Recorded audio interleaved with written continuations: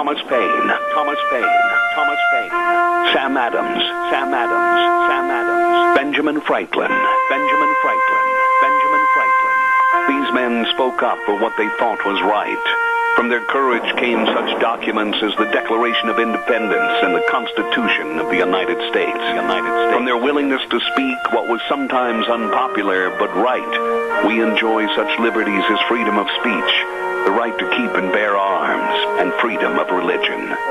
There are those who still wish to oppress our freedoms, and there are still patriots willing to stand up and defend life, liberty, and the pursuit of happiness. Men like Zeb Bell, who honor our founding fathers and what they stood for. It's now time for Zeb at the ranch, speaking up and defending your freedoms. Brought to you by Magic Valley Les Schwab Tire Centers and all of the other great advertisers on the program. And now, Zeb Bell. Don't be afraid, the angel said. I bring you the most joyful news ever announced, and it is for everyone. The Savior, yes, the Messiah, the Lord, has been born tonight in Bethlehem. How will you recognize him? You will find a baby wrapped in a blanket, lying in a manger. The birth of Jesus. Merry Christmas. Here comes Kate Smith and God Bless America, followed by a Patriot with our Pledge of Allegiance. Come on, call in this morning. I miss you.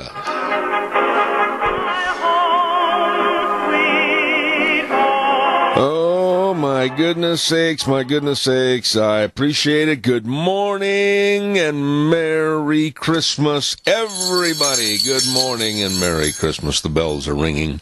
I'm Zeb Bell, Zeb at the Ranch, and our major sponsor, your Magic Valley Les Schwab Tire Centers, all 7 locations serving you, along with some of our great advertisers like Western Waste Services, always at your disposal. Call them at 734-6969.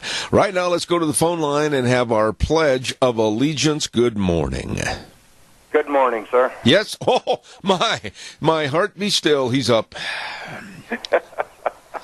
I pledge allegiance to the flag of the United States of America and to the republic for which it stands, one nation, under God, indivisible, with liberty and justice for all. I appreciate it, Doug. Hey, I know that I'm going to raise your ire a little bit later on, so call back. I'd look forward to it. You got it. All right, buddy. Thank you. Wow, I appreciate that. Time now for the weather, and the weather brought to you by K&R Rental. Hello, Roger and the crew over at K&R Rental on the Burley Paul Highway. Actually, they're right at 256 South, 600 west of Hebron, and the number to call 678-3122. All the tools and equipment you need to finish whatever job you're doing. I'm telling you, get in there, and if you're not sure what you need, explain it to them. They have the knowledge and experience. Boy, can they help you at K&R Rental on the Burley Paul Highway, 678-3122. And right now, here's the weather. No, I said, here's the weather, Wheels. I know, I apologize, sir. For some reason, it's not went through today. I'm going to figure that out and try to get it rectified. Well, no, don't try. Do it. And get me back the weather as soon as you can, please. The weather was supposed to be brought to you by, and still is for this time slot, K&R Rental, 256 South, 600 west of Hebron on the Burley Paul Highway. We will correct that and have the weather available soon. And the number to call K&R Rental, 678-3122. K&R Rental serving you. I don't like that when my weather doesn't play. Don't forget that Burley Livestock, I understand, I talked to Merv the other day, and he said that, yes, they're going to have a sale on Thursday unless he calls and says not. So right now, plan on the sale that works for you. The Burley Livestock Sale Yard, 1100 Occidental Avenue in Burley. Number to call for cattle consignments and sale information, 678-9411. Merv May, Cade Rogge, Lance Udy, all of those folks working for you at the Burley Livestock Sale Yard with the sale this Thursday at 10 a.m. Don't forget that. We've got some really good guests coming on this morning's program. Bit my tongue. Todd Thede is going to be talking about the Republican Party and the war that's going on between Steve Bannon and the GOP. And then at 9:30 this morning, I am really, really excited to have Rachel Alexander. She writes for The Stream, and she's done an outstanding many-page piece on censoring Christianity. And then at 10:06, Dr. History, and then at 10:32, one of our favorite guests, and that will be Dan Perkins coming on. Don't forget Daryl's Cleaners at 1223 Albion Avenue in Burley, and let me tell you something, no matter what you take in there and you want it cleaned, oh boy, they can do a great job, and it'll come back looking brand spanking new. And they also do the restoration on a lot of great items that maybe you've got something stored away in the attic that you need cleaned, something of a family heirloom. Oh my goodness, they do a beautiful, beautiful job. Daryl's Cleaners, 1223 Albion Avenue in Burley. You stop in and see those great folks today. Did we have a call, or did the moo of the cow just come through, Wheels? No, you're perfectly fine, and I did get the weather done, and it should be ready to go. Well, that's good. No. I want the weather right now. So if you've got that weather, I want it played right this minute. So go ahead. Yes, sir, will do. We are 7 days away until Christmas. Let that one soak in for just a minute. Here is your weather forecast for Zephyr Ranch on this Tuesday. Honestly, fairly decent for today. Partly sunny skies, looking at a high right near 45. Tonight, slight chance of rain showers before midnight. Then after midnight, we are looking at a chance of snow showers, mostly cloudy skies with a low right near 31. Snow accumulations of less than a half an inch is possible. For tomorrow, looks like snow showers are in the forecast, about a 60% chance, mostly in the morning time. Cloudy skies, high right near 34. Winds out of the west, right around 15 to 18 miles an hour, gusts possible as high as 30. And we do have accumulations of less than 1 inch possible for tomorrow. Tomorrow night, 40% chance of rain or snow. Mostly cloudy skies, low right near 16. Then for Thursday, mostly sunny skies, high of 27. Friday, 20% chance of snow, mostly cloudy skies, high of 28.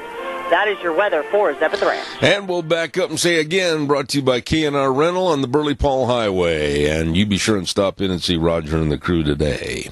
Don't forget our friends over at Denny's Restaurant. We had an outstanding Christmas party there last week.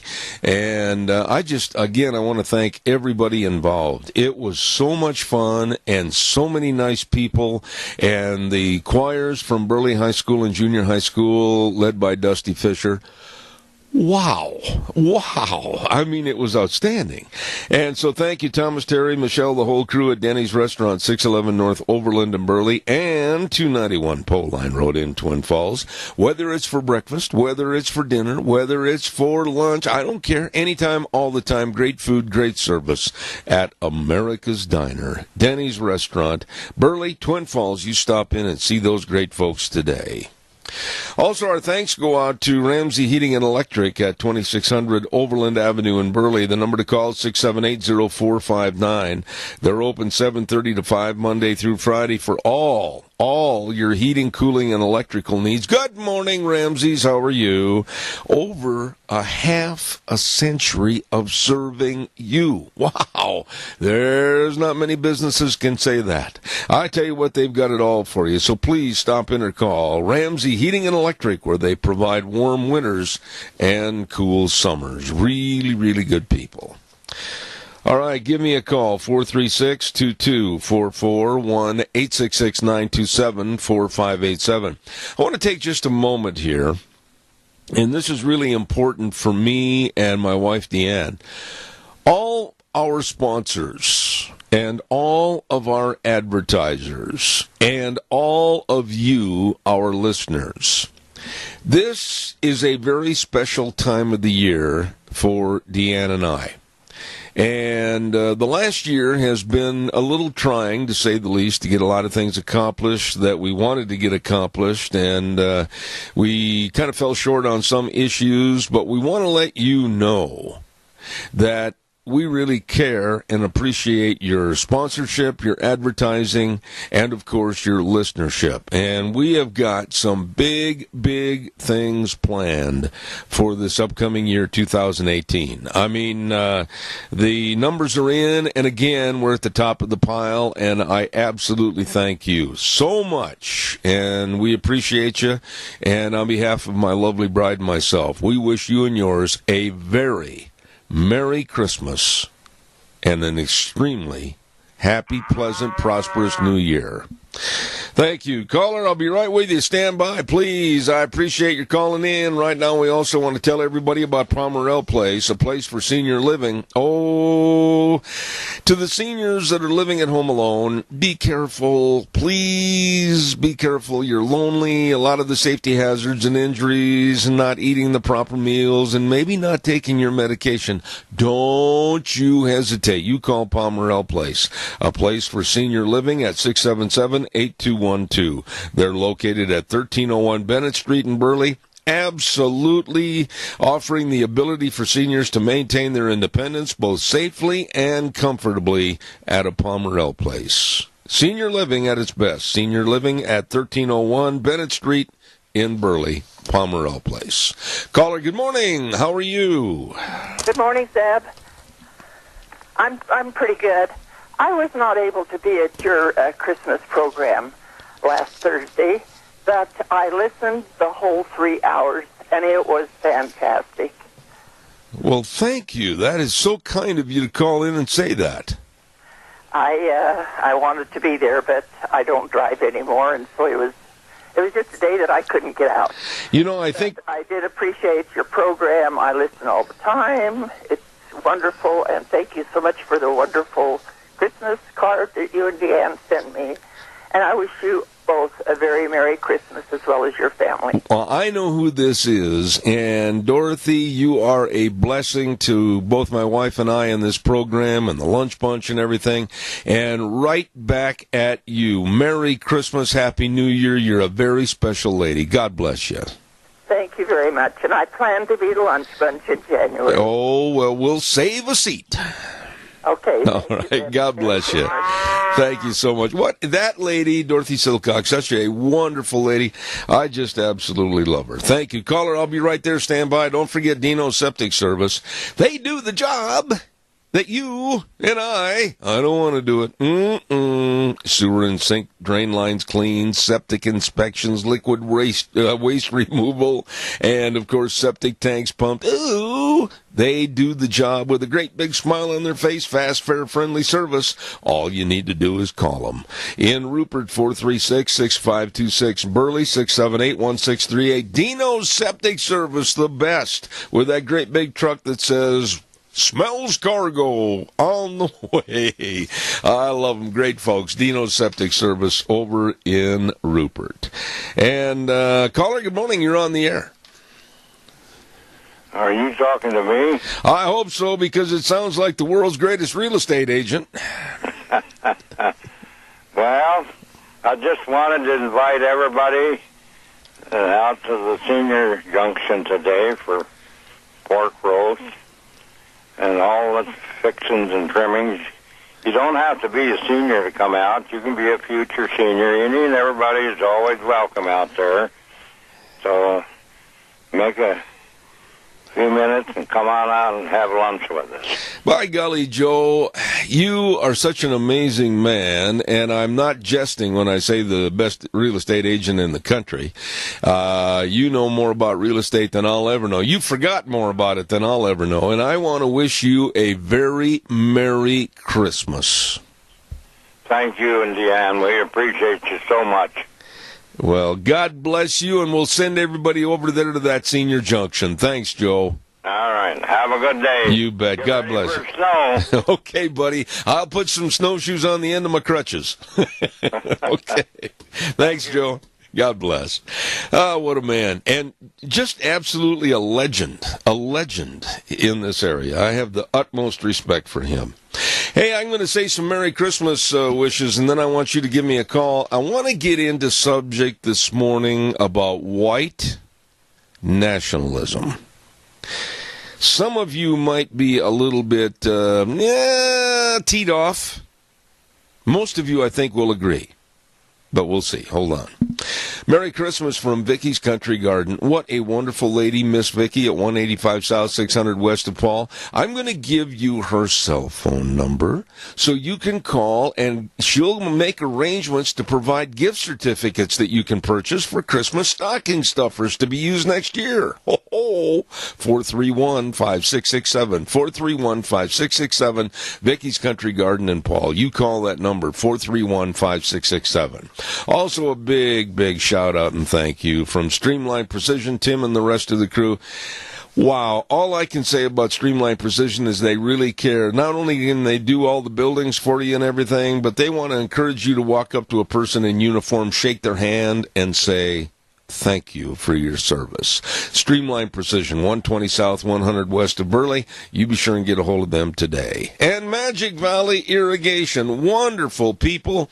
And they're located at 44 East, 500 South of Burley. Jeff and the crew. Hello, Jeff. They wish you a very, very Merry Christmas and a Happy New Year. And they really enjoy serving your irrigation needs to all the area farmers. Magic Valley Irrigation, Burley, 678-3101.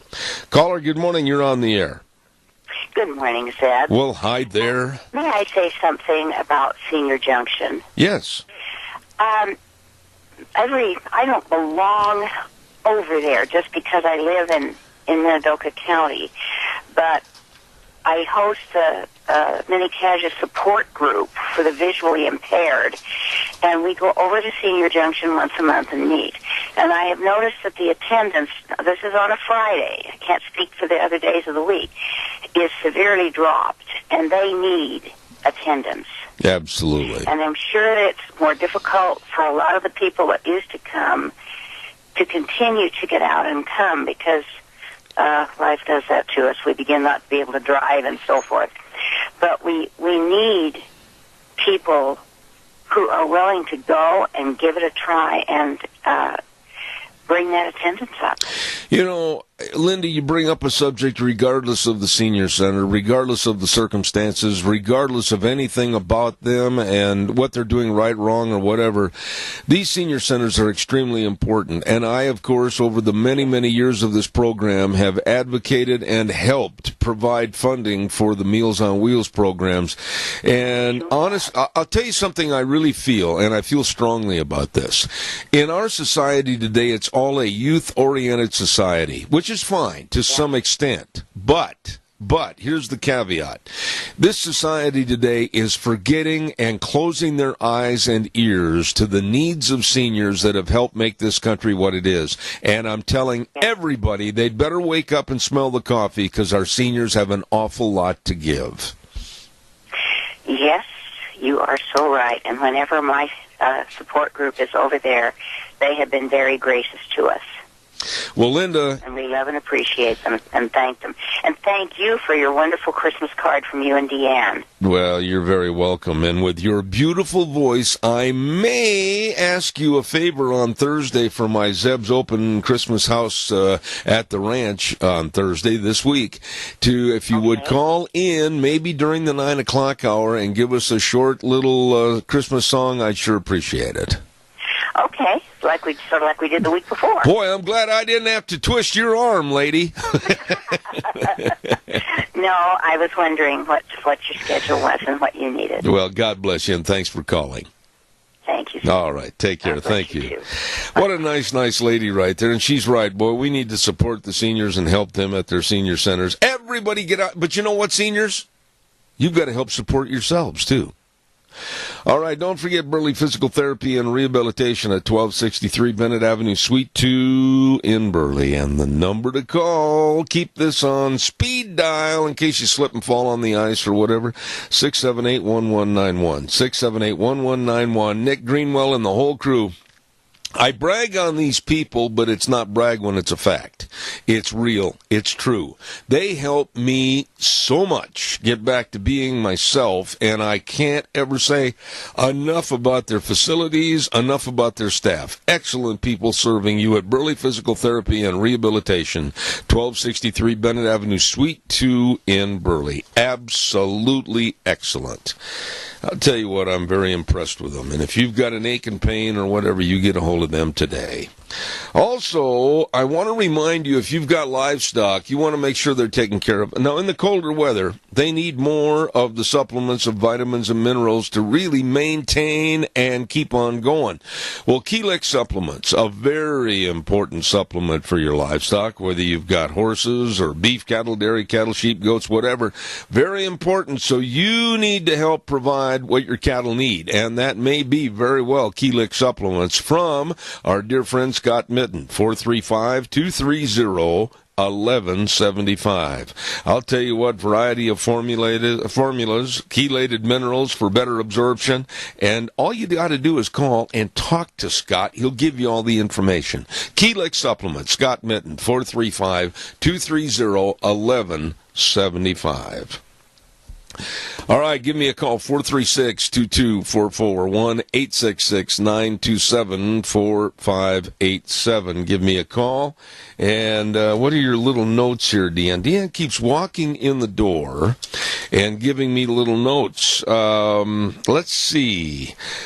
Joe Taylor just called a few minutes ago, and his birthday is going to be on Thursday. Tomorrow, or day after tomorrow, Thursday. Well, Joe, happy birthday to you. Happy birthday to you, Joe Taylor. And I think he said he's going to be 39. No. Yeah, the 21st is Thursday. That's when you have your program. Yeah, I know. The 21st is Thursday. Tomorrow's the 20th. What's the day? Today is Tuesday, dear. And Deanne's arguing with me what day it is, and I think this is one that goes down in the record books. I'm right, she's wrong. Today is Tuesday. I got to clap for myself. That's the first time I've won an argument with my wife in a long time. Calls are welcome, 436-2244, 1-866-927-4587. Woo, that felt good to win that one. I'm telling you. Zeb 1, Deanne 7,320. Don't forget the urgent cares. My goodness, Riverview Urgent Care in Burley and Urgent Cares of Twin Falls and Jerome, and they developed a new affiliate program, and they want to keep healthcare costs down, and they can and they will help you and your family. The urgent cares, of course, open 7 days a week with extended hours, always with qualified providers on staff to help you, and you get treated, not seated, no appointment needed. I'm telling you, they really, really care. So here they are. Here's their locations. Riverview Urgent Care, 382 North Overland in Burley. Urgent Care of Twin Falls at 2392 Addison Avenue East. And Urgent Care of Jerome, 133 West Avenue A in Jerome. The Urgent Cares, taking care and serving you and your family. All right, calls are welcome, 436-2244, 1-866-927-4587. A couple of weeks ago on this program, we were talking about white nationalism. And I guess that I'm going to fall into the category, and the liberals in the audience and the Democrats and everything else, they're going to just lap this up like a cat at a plate of milk. But I guess I fall into the category of being a white nationalist. I don't care what the skin color is. I love my country. I love the United States of America more than any country. And I was reading an article that was written by an Ann Applebaum, and she writes a weekly foreign affairs column for the Washington Post. And the very last couple of sentences in her op-ed really raised my ire. And I'm going to tell you why. I'm going to read it to you first. She says, "You can be French, Polish, or Dutch and still be a citizen of the world. You can love your country because it's a part of an international community. And you can refuse to let xenophobic nationalists, which means a fear of strangers or foreigners, define what it means to be patriotic. Now, that jab right there, well, there's a couple of jabs. Number one, I don't want to be ever a citizen of the world. I am a citizen of the United States of America. I couldn't care less about being a citizen of the world regarding Venezuela, North Korea, Russia, China, wherever. I am so proud of this red, white, and blue, the United States of America. They've got their boat to float. I've got mine. And it's right here in the USA. I don't want to be, nor will I ever support the irrational thinking of being a citizen of the world. And I don't want to be a part of the international community. I don't want to be a globalist. I believe that we should stress our country first, our country better, our country number one, like it has been. And as far as being xenophobic and a xenophobic nationalist, well, I do find a lot of concern, and I want to see how many people have the nerve to call in on this. I really do have a fear of what's coming into this country, whether they're refugees or illegal aliens. I have a fear of us losing our culture, our heritage, our Constitution. I have a fear of that. So go ahead and call me a xenophobic nationalist, because I am a nationalist that's very, very proud to live in this, the greatest country in the world, the United States of America.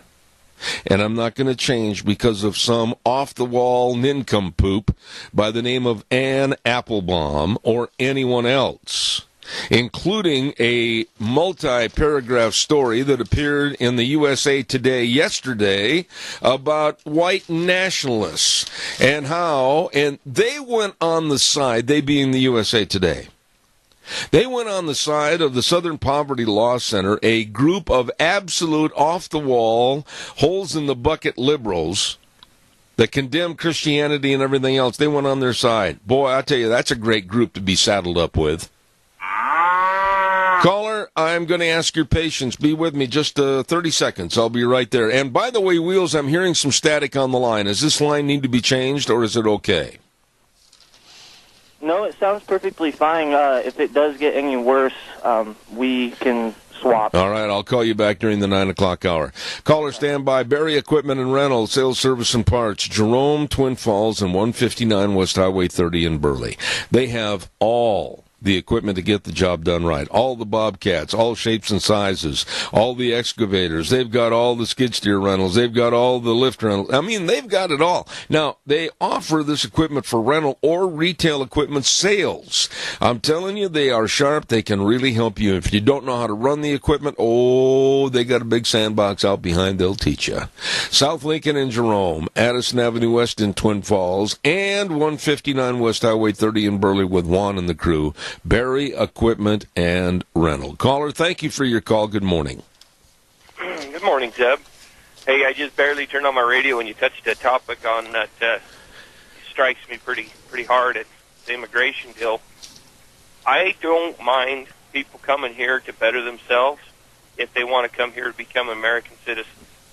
That being said, I don't expect them to forget about who they are, their background, and all their traditions. However, I do expect them to be an American citizen first.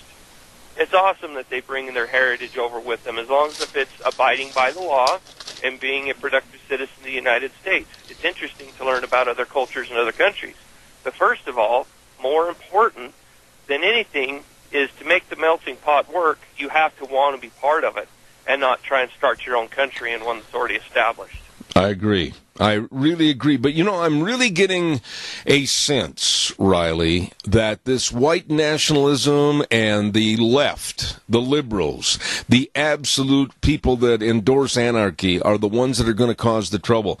I am. In every definition, Riley, I guess I am a white nationalist. I'm certainly Caucasian at birth, and I believe in nationalism to the nth degree of supporting my country. And then they make statements, they being the left, they make statements like this. White nationalism is inherently an ideology of violence. No, I don't think you've ever heard me on this program advocate violence. I never have, never will. But I absolutely will not turn the other cheek when it comes to standing up for my country, and I don't care what color a person's skin is. I love my country more than any other. Well, I agree with you. There's something there that you said that has a lot to be spoken before, and that is, who's the one out blowing up things? Who's the one out trying to kill people? It isn't the Christians. It isn't the white. Most white people don't want to go out and try to destroy their community. There are black people who are hardworking and Mexican people who are hardworking, but in general sense, it's people who are hardworking who don't want to destroy themselves. So why would it be white nationalism? Well, I'll tell you. Is the snowflakeism who wants a gimme, gimme, gimme, gimme, gimme, and what they don't realize, if they get their way, they're going to be in a world of hurt because there won't be anything for them to get because everybody will be taking it all that don't belong. Riley, one thing you got to remember, though, is there's a concentrated effort going on in this country right now to slam and degrade whites. It's happening in our universities. It's happening all over the country to slam and degrade Christians and whites. And it's happening, man, and it's about time that we stood up on our hind legs and said enough is enough. Merry Christmas to you, Riley. I got another call. Thank you. Wheels, I need you to turn the caller up just a little bit on this next call. That will last one a little low. Thank you. Caller, good morning. You're on the air. Am I on, Zip? You better be. Hey, tell me something. Does anybody realize, I hear these people say, well, I don't mind if these people come into this country. Does anybody realize that we're getting too many people here? We don't have enough jobs for the ones we have here. Can anybody realize that somebody better shut it off one of these days? Oh, but wait a minute. The liberals, and including even some members that call themselves GOP, are sitting there and they will call you a bigot. They'll call you a hate monger. They'll say, how dare you from this land of plenty? How dare you not open your hearts and your minds and your arms and embrace the fact that we need to help all these people? And Frosty Woolridge and I have been saying every Monday for the last 18 years, we can't support the world. On that. I heard the other day in California they have to build 180,000 homes a year to keep up with this. Do you realize how much land 180,000 homes takes? That's right. That's right. And I don't know what people are thinking. Somewhere along the line, this has got to stop. Look at our rivers. We got homes all over them. We got homes everywhere on our farm ground. I'm a farmer and I work a job. I'll tell you what, somewhere along the line, this has to get shut off.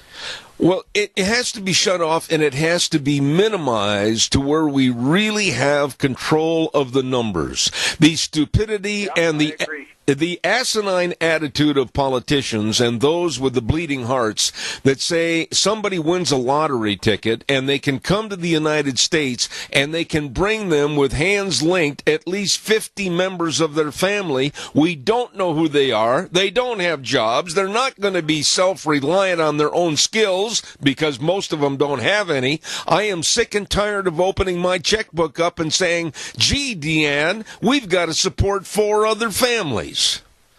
Well, I see your point there, and I'll let you go. Merry Christmas. God bless you, sir. Thank you very much. Appreciate it. Calls are welcome, 436-2244, 1-866-927-4587. I know that there's a lot of people right here in this area, and especially in the Twin Falls area. Ooh, yeah, we got some real do in there. But they're against everything I say, and they will absolutely come out and defame me any way they can. But I'll tell you something, I am proud to be a white nationalist. under the terms and expression and meaning of what those words are. I am also very proud of my country, and I do not want to see it denigrated. I do not want to see it changed. I do not want to see these lefties come out and say that, well, the Constitution's outdated. It was made by a bunch of gray-haired old men 250, 60 years ago, so we've got to change it. We've got to upgrade. No, you don't. It's the greatest Constitution that was ever written for any country in the world. Calls welcome, please. By the way, too, I want to say thank you very much to Streamline Precision, again at 120 South, 100 West of Burley. The expertise in manufacturing and contracting. Tim and the crew, they work so hard to make sure everything is A1 perfect. They are the best. Streamline Precision, 120 South, 100 West of Burley, 678-9204. Also, our thanks go out to Dot Foods at 1541 West, 27th in Burley. Thank you, Dot Foods, and they in turn say also thank you to everybody for their support in making Dot Foods the nation's largest food industry redistributor. They are good, and they're right here. Dot Foods in Burley. And again, a thank you from Streamline Precision, and they encourage you to go up to somebody in uniform, policeman, military, whatever, shake their hand and say thank you. Thank you for making America great and putting your lives on the line to protect us. Streamline Precision, 120 South, 100 West of Burley. All right, calls are welcome and appreciated. 436-2244, 1-866-927-4587. This story, and all of this coincides with Donald Trump, our president, declaring a new strategy, echoing campaign promises, and he said, we will stand up for ourselves. I like that.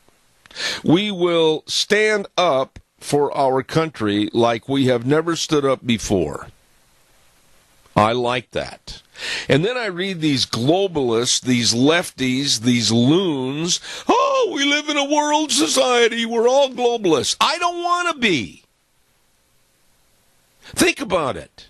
Do you really want to be called a citizen of the world? And those are the people that are out there going, oh, we don't need any borders. We can go anywhere we want. Why, how dare you think about channeling off the southern border or the northern border? Let everybody in. And who pays? The American taxpayer. You and I. And I, for one, I love my family. I will do everything I can to support my family.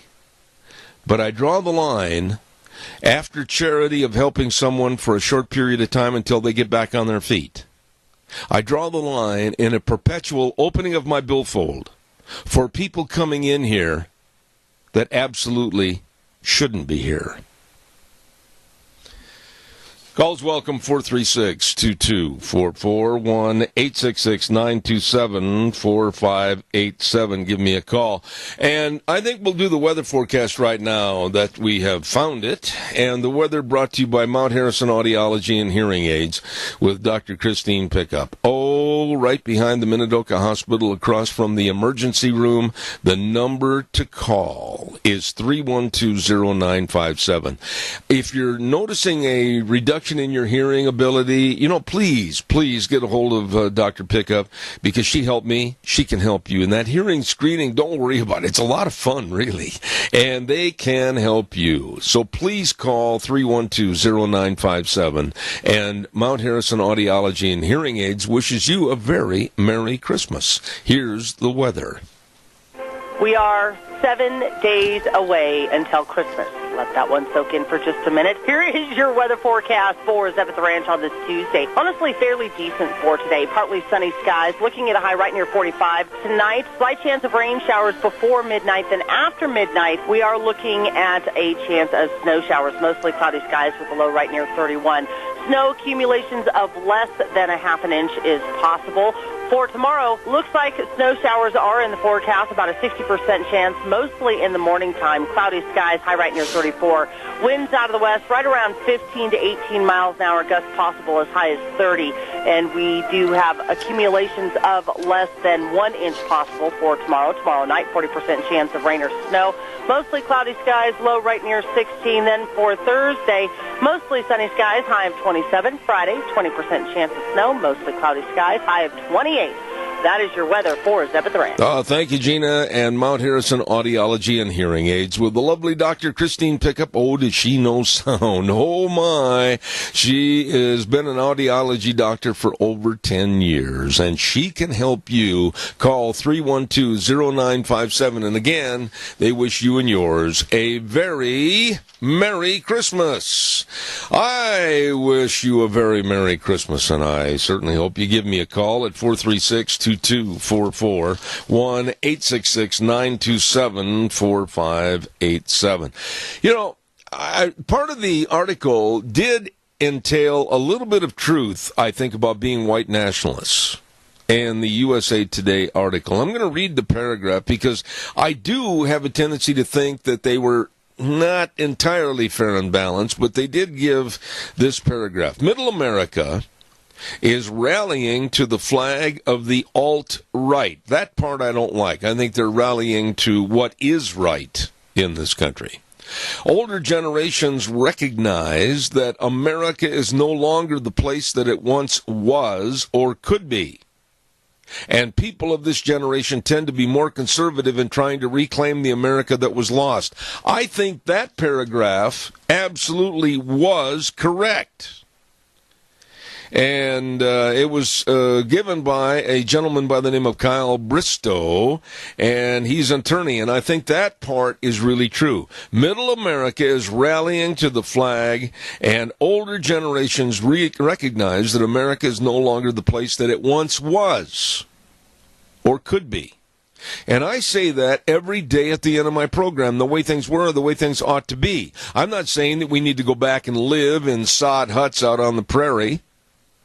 But the way things were are the way things ought to be politically, morally, the way we treat people, and the way we stand up for our country. What's wrong with that? Give me a call, 436-2244, 1-866-927-4587. I know I'll have some of the dim bulbs call me. Oh, well, they won't call me necessarily so that I know their name and number, and they'll send emails to which I don't know who they are, but they love to stab me in the back after the program's over because they don't have the nerve or, quite frankly, a very simplicity way to say it, the guts to call on the show. By the way, Merry Christmas and Happy New Year from your lamb and wool growers in the Mini-Cassia area, past and present. And, you know, I was reading and talking to Gary Shoresman the other day, and he was telling me, and I said this yesterday, that way back in the 1860s, they used to drive flocks and flocks and flocks of sheep from Oregon all the way here to this area. And then they would winter the sheep here, and then drive them on in the spring back to Nebraska. So this has always been a big sheep area. And I want to say thank you to the hardworking, dedicated, strong Idahoans who have been a major part of Idaho's history and are proud to be participating in Idaho's future. The lamb and wool growers in the Mini-Cassia area wish you and yours a very Merry Christmas.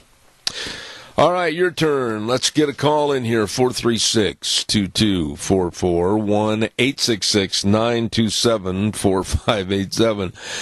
I got to giggle a little bit about this next little story in the time remaining because you talk about going to the absurd. Colin Kaepernick is saying that he wants to join the rapper, if you like that kind of stuff, P. Diddy, and buy an NFL team, the Carolina Panthers. I am not making this up.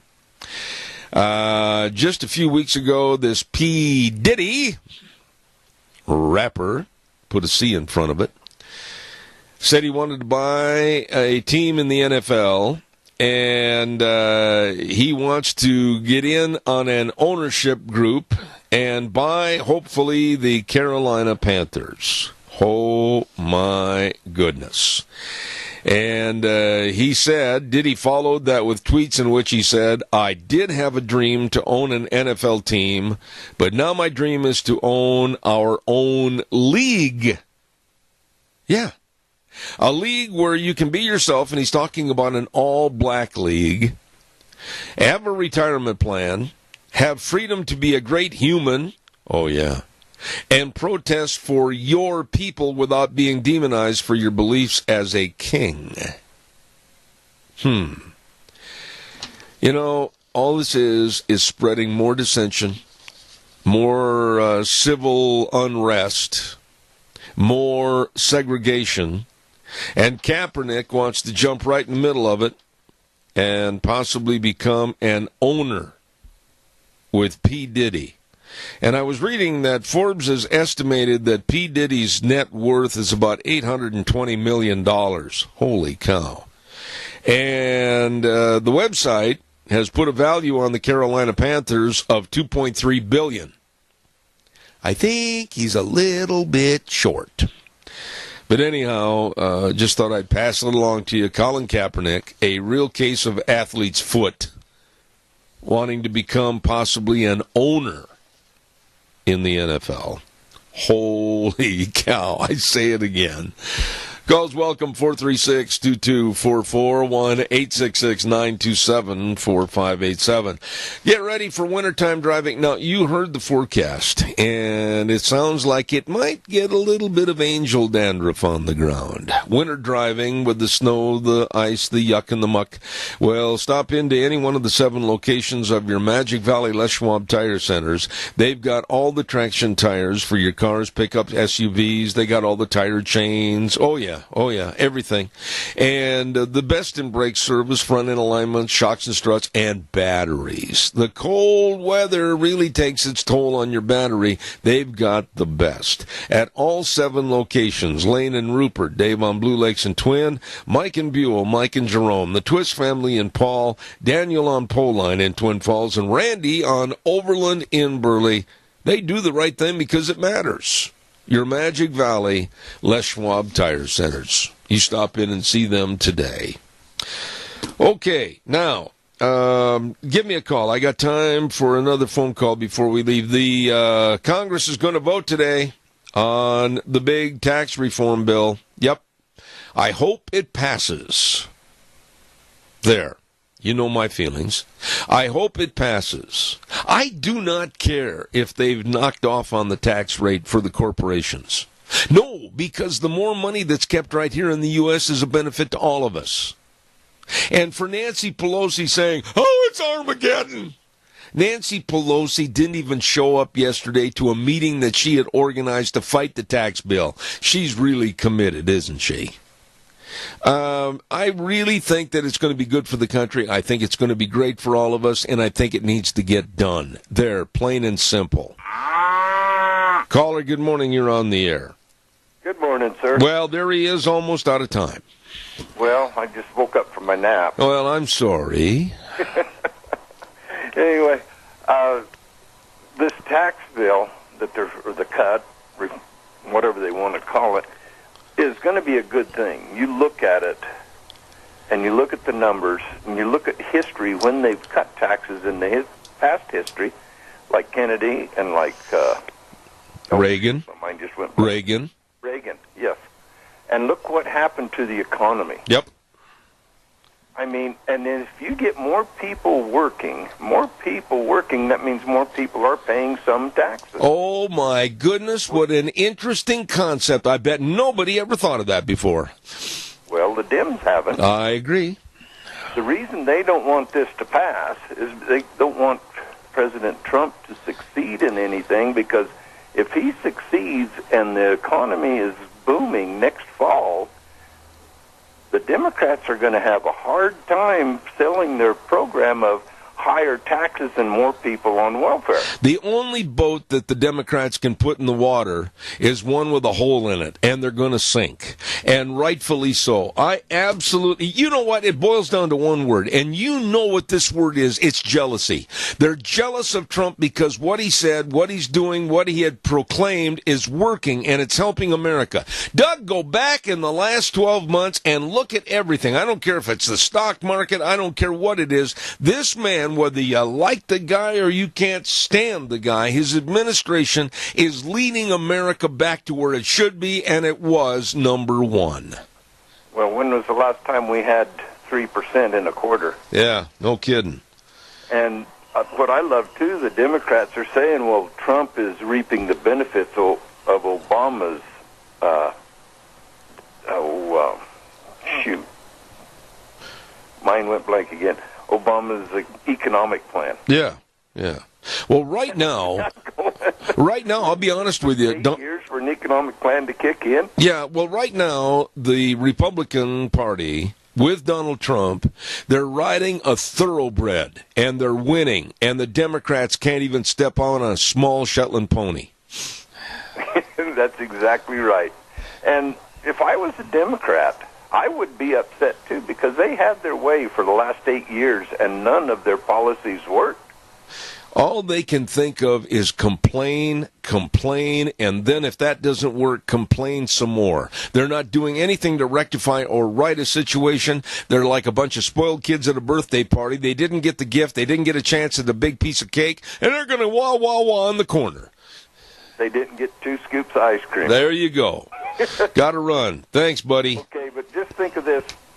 You come in November, you're a Democrat, and the economy's booming and stuff. How are you going to get reelected? There you are. I'm running late, Doug. I got to run right to the news. Thanks, buddy. Appreciate it. God bless. Absolutely. Going to take a little break, and Wheels, I'm going to hang up on this line and try another one in a few minutes, and we'll be back in about 7 minutes with more Zeb at the Ranch. Merry Christmas.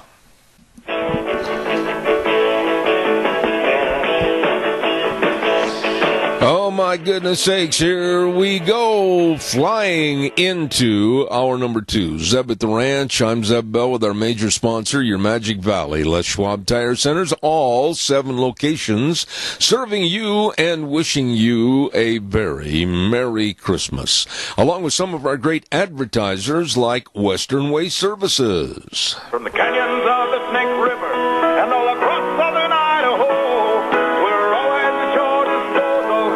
Western Way Services, we care about our community, our resources, and this great land. Western Way Services is lending a hand, always at your disposal. Western Way Services with so many things to help you with, like the dumpsters. I mean, right after Christmas, I'm going to get a dumpster, and I'm going to throw it right out here in back of my office window, open the window, and start pitching and chucking. I'm going to get rid of a whole bunch of stuff. They've got dumpsters in various sizes, and all you do is just call them, tell them you need one. They'll bring it, drop it off, fill it up. They'll come and get it. Western Way Services, always at your disposal. Call them at 734-6969. Very nice people. Oh, and when I talk about very nice people, I have to talk about my dear friend Joel Heward, his family, and the staff at Hanson Mortuary, 710 6th Street in Rupert.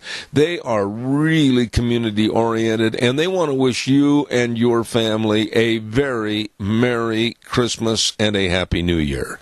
And they're there to serve you when there's the passing of a loved one, always with the highest ethical standards, with unquestioned integrity. Please remember the number and call 436-5636. Hanson Mortuary, 710 6th Street in Rupert. Really nice folks. We're going to have our guest on in just a moment. I also want to remind you about the Fairview Inn and Suites by Marriott. And I'll tell you, this is really important. Why is it really important? They're offering a special room rate for your relatives that are coming in here for Christmas. It's only $89, and you've got to call the Fairview Inn and Suites by Marriott at 677-5000. It's important that they have their own room, so Aunt Martha's not standing in the bathroom for 3.5 hours and everybody's going, oh my goodness, we're never going to make it. Have a merrier Christmas. Get them a room at the Fairview Inn and Suites by Marriott, 230 West 7th North in Burley. Number to call, reserve a room, is 677-5000. Don't forget that. Also, our thanks go out to our Speaker of the House and Representative, Scott Bedke. I've known Scott for a long, long time. A rancher that understands the land, understands what Idaho needs and is striving for, and he understands the folks and their problems and how to solve those problems. Speaker of the House, Scott Bedke from Oakley, wishes you and your family a very Merry Christmas. Let's go to the phone line right now, and I do not believe I've had this gentleman on my program before, so I'm going to say his name, and then he will correct me on the pronunciation. I'm going to say a good morning to Todd Feedy. Good morning, Todd. How are you? Just great. How are you? And actually, you pronounced it correctly. I did? Yes, sir. Well, now you've made my day. Todd, give us a little background about yourself. I understand you're quite an author and political commentator, and I also understand that you've got some new books coming out in January, correct? Yes, sir. I've actually got a new book called American Revolution 2026 coming out in January. And what's the book going to be about? Well, it's actually about a businessman that gets elected as president. Sound familiar? Yeah. Also a gentleman in the background that wants to control the whole political aspect of his party, like Mr. Bannon does. And it's just about how our country is going to progress and move past politics that we have today. Okay, but now let's pick this thing apart a little bit like a great big old pimple. Steve Bannon. Steve Bannon, is he, in your opinion, an empty BB gun, or is he a loaded cannon? Is he really anybody to contend with? Is he really that important? I believe he is. He could be called the kingmaker at some point. He can actually make this whole thing fall apart or make it really strong. He is the guy that sits in the background. He's the guy behind the curtain, basically. He tells people what to do. He almost got a man elected down in Alabama that really they should have picked the other Republican and not that person, but what are you going to do about that? He can actually make kings and he can make leaders.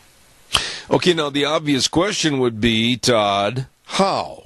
I know that sounds simplistic, but really, where's his power? Where's his money? Where's all the social graces? Where's the team of people underneath him? Really, is he that powerful? I believe he is. He actually, you know what he does? He speaks from the heart and he speaks from what he wants. And believe it or not, I mean, the reason Donald Trump is in office is because people listen to what he had to say, what Donald Trump had to say. And that was Steve Bannon standing behind him telling him, hey, this is what needs to be said, and this is what the people want to hear. So what are you saying about Steve Bannon? I'm getting an impression here, and tell me if I'm wrong, that you are a supporter of Bannon's politics, even though he got behind the wrong candidate in Alabama. I'm not a believer. I'm not a person that's standing behind him, but I do believe in the American people.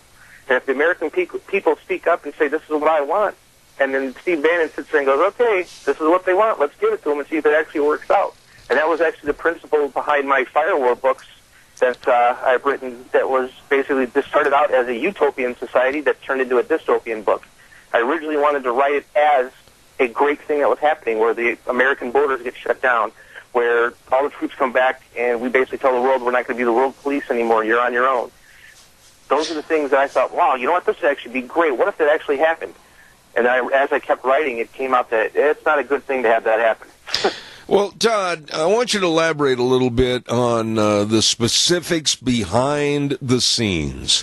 Everybody sees the candidate go up to the podium. Everybody hears what they have to say in so-called eloquence, whether it was Hillary Clinton, who I absolutely was elated when she was shown the gate and culled out of the election, or Donald Trump. I mean, how much of what we see and hear from the candidates is really coming from the candidates and not someone like Steve Bannon?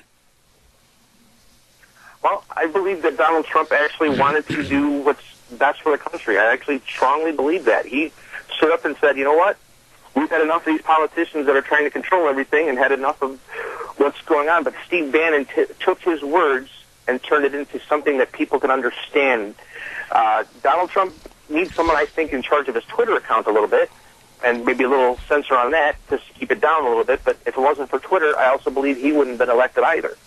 Just like when President Clinton played the saxophone on MTV or Saturday Night Live or whichever it was, once he did that, it's like he reached out to the people. And the people are on Twitter all the time. So Donald Trump is out there. As far as how much of actually Donald Trump's and that all these candidates' words are being used of their own, I think they have pretty good power. But at the same time, Steve Bannon is the person that's sitting back going, you know what? If you said it this way, it would come out a little stronger. And if you added this, it would come up even stronger. And all of a sudden, you took a 50% chance of winning to a 75% chance of winning just from a little tweaking from a person that knows the populace.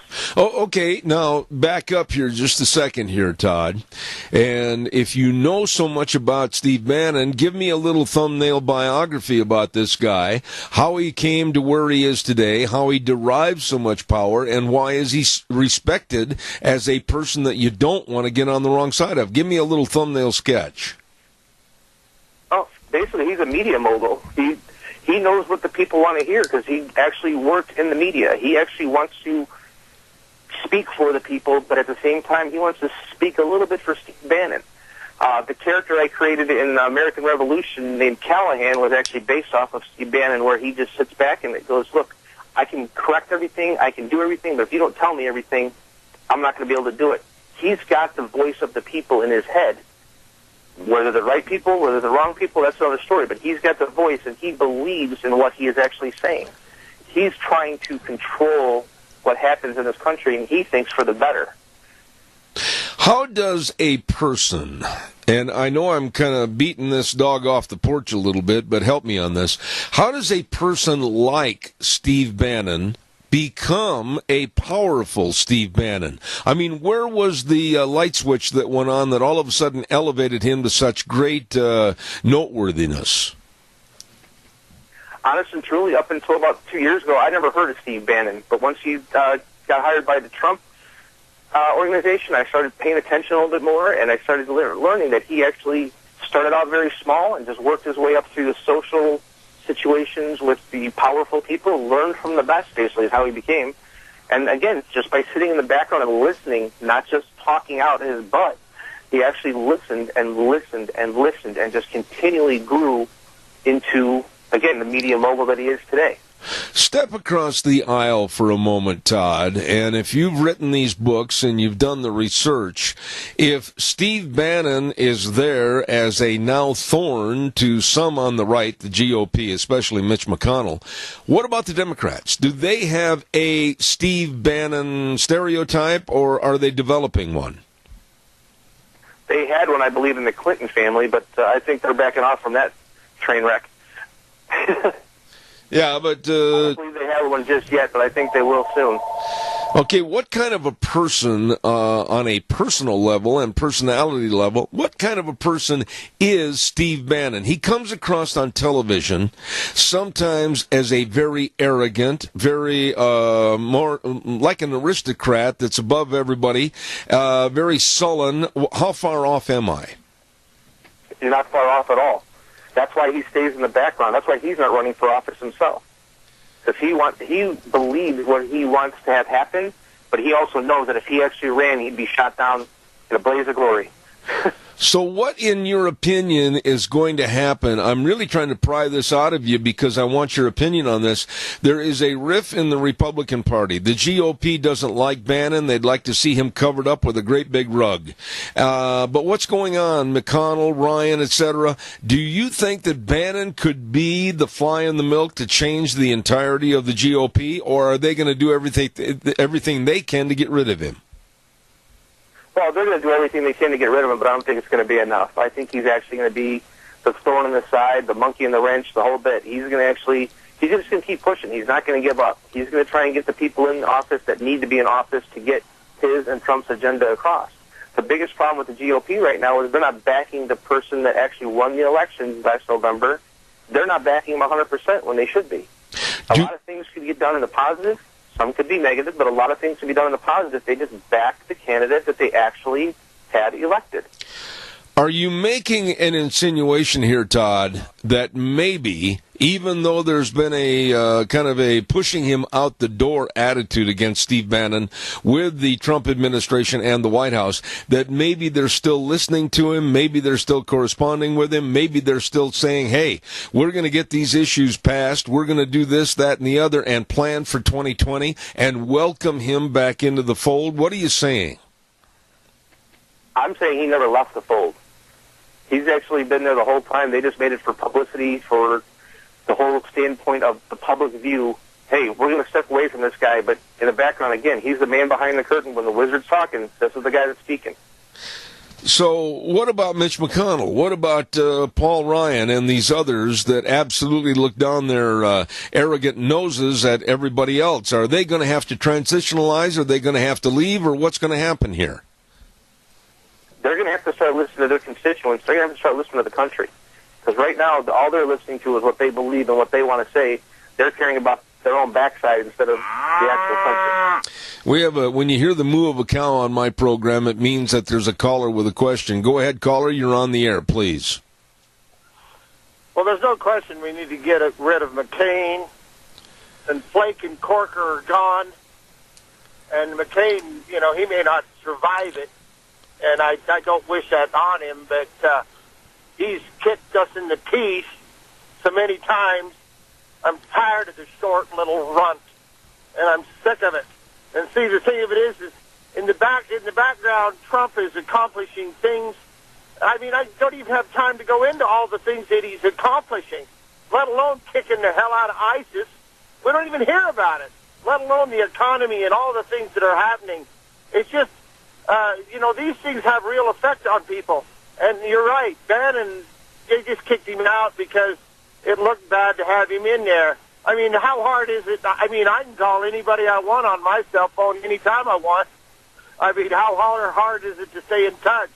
Yeah, we need to clean house in the Republican Party and let Mr. Trump do what he's doing. And he's doing it anyway in spite of all of the resistance from the Democrats and the Republicans. I'll hang up. Respond to that caller if you would, please, Todd. Go ahead. You're dead on. These politicians have to realize that they're not just sitting on their backside going, okay, you know what?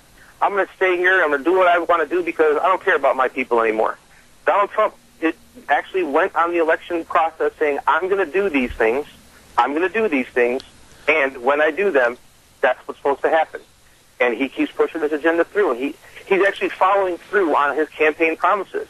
And these people are going, holy crap. He actually said he was going to do something. He's doing it? How is that possible? And that's what he's doing.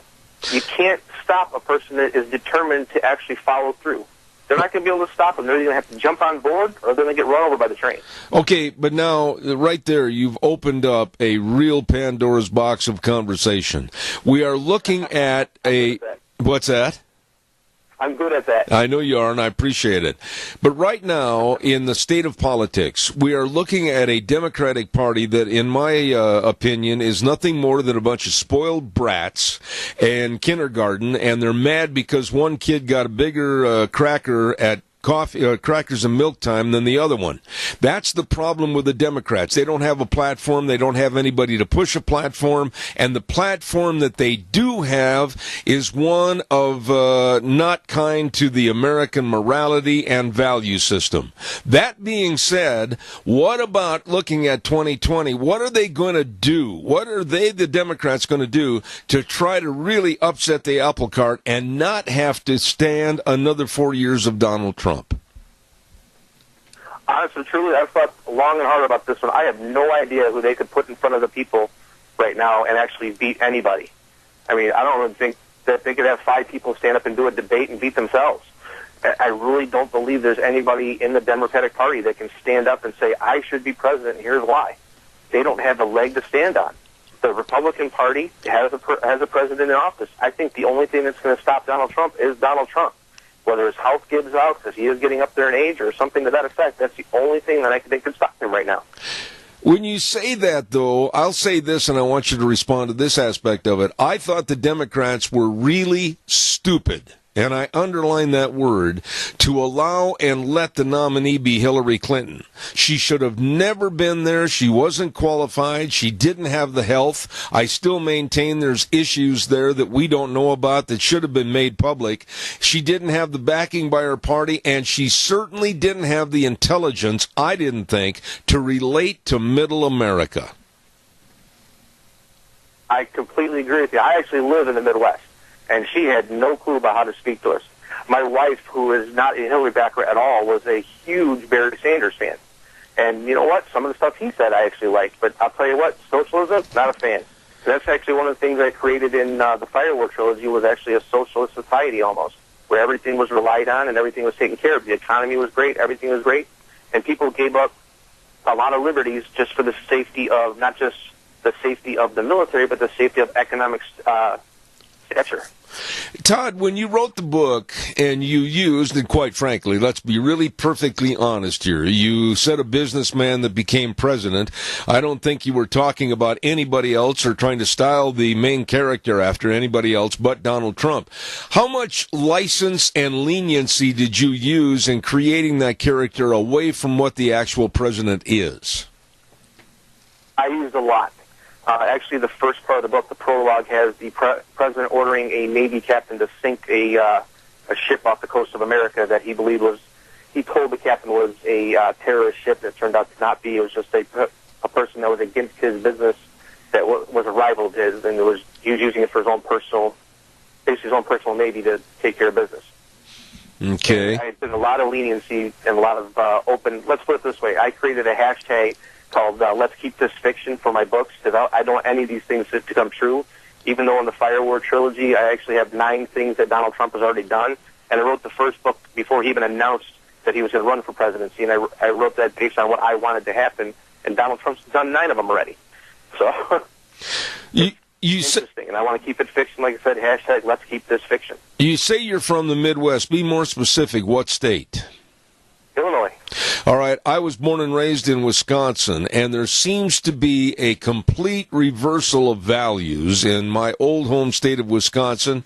They are, even though Hillary didn't show up in Wisconsin, a lot of the politics in Wisconsin is that of the Democratic Party, and some of the idiocy that comes out in the Democratic Party starts in the state of Wisconsin. Why is that in the Midwest that's flourishing?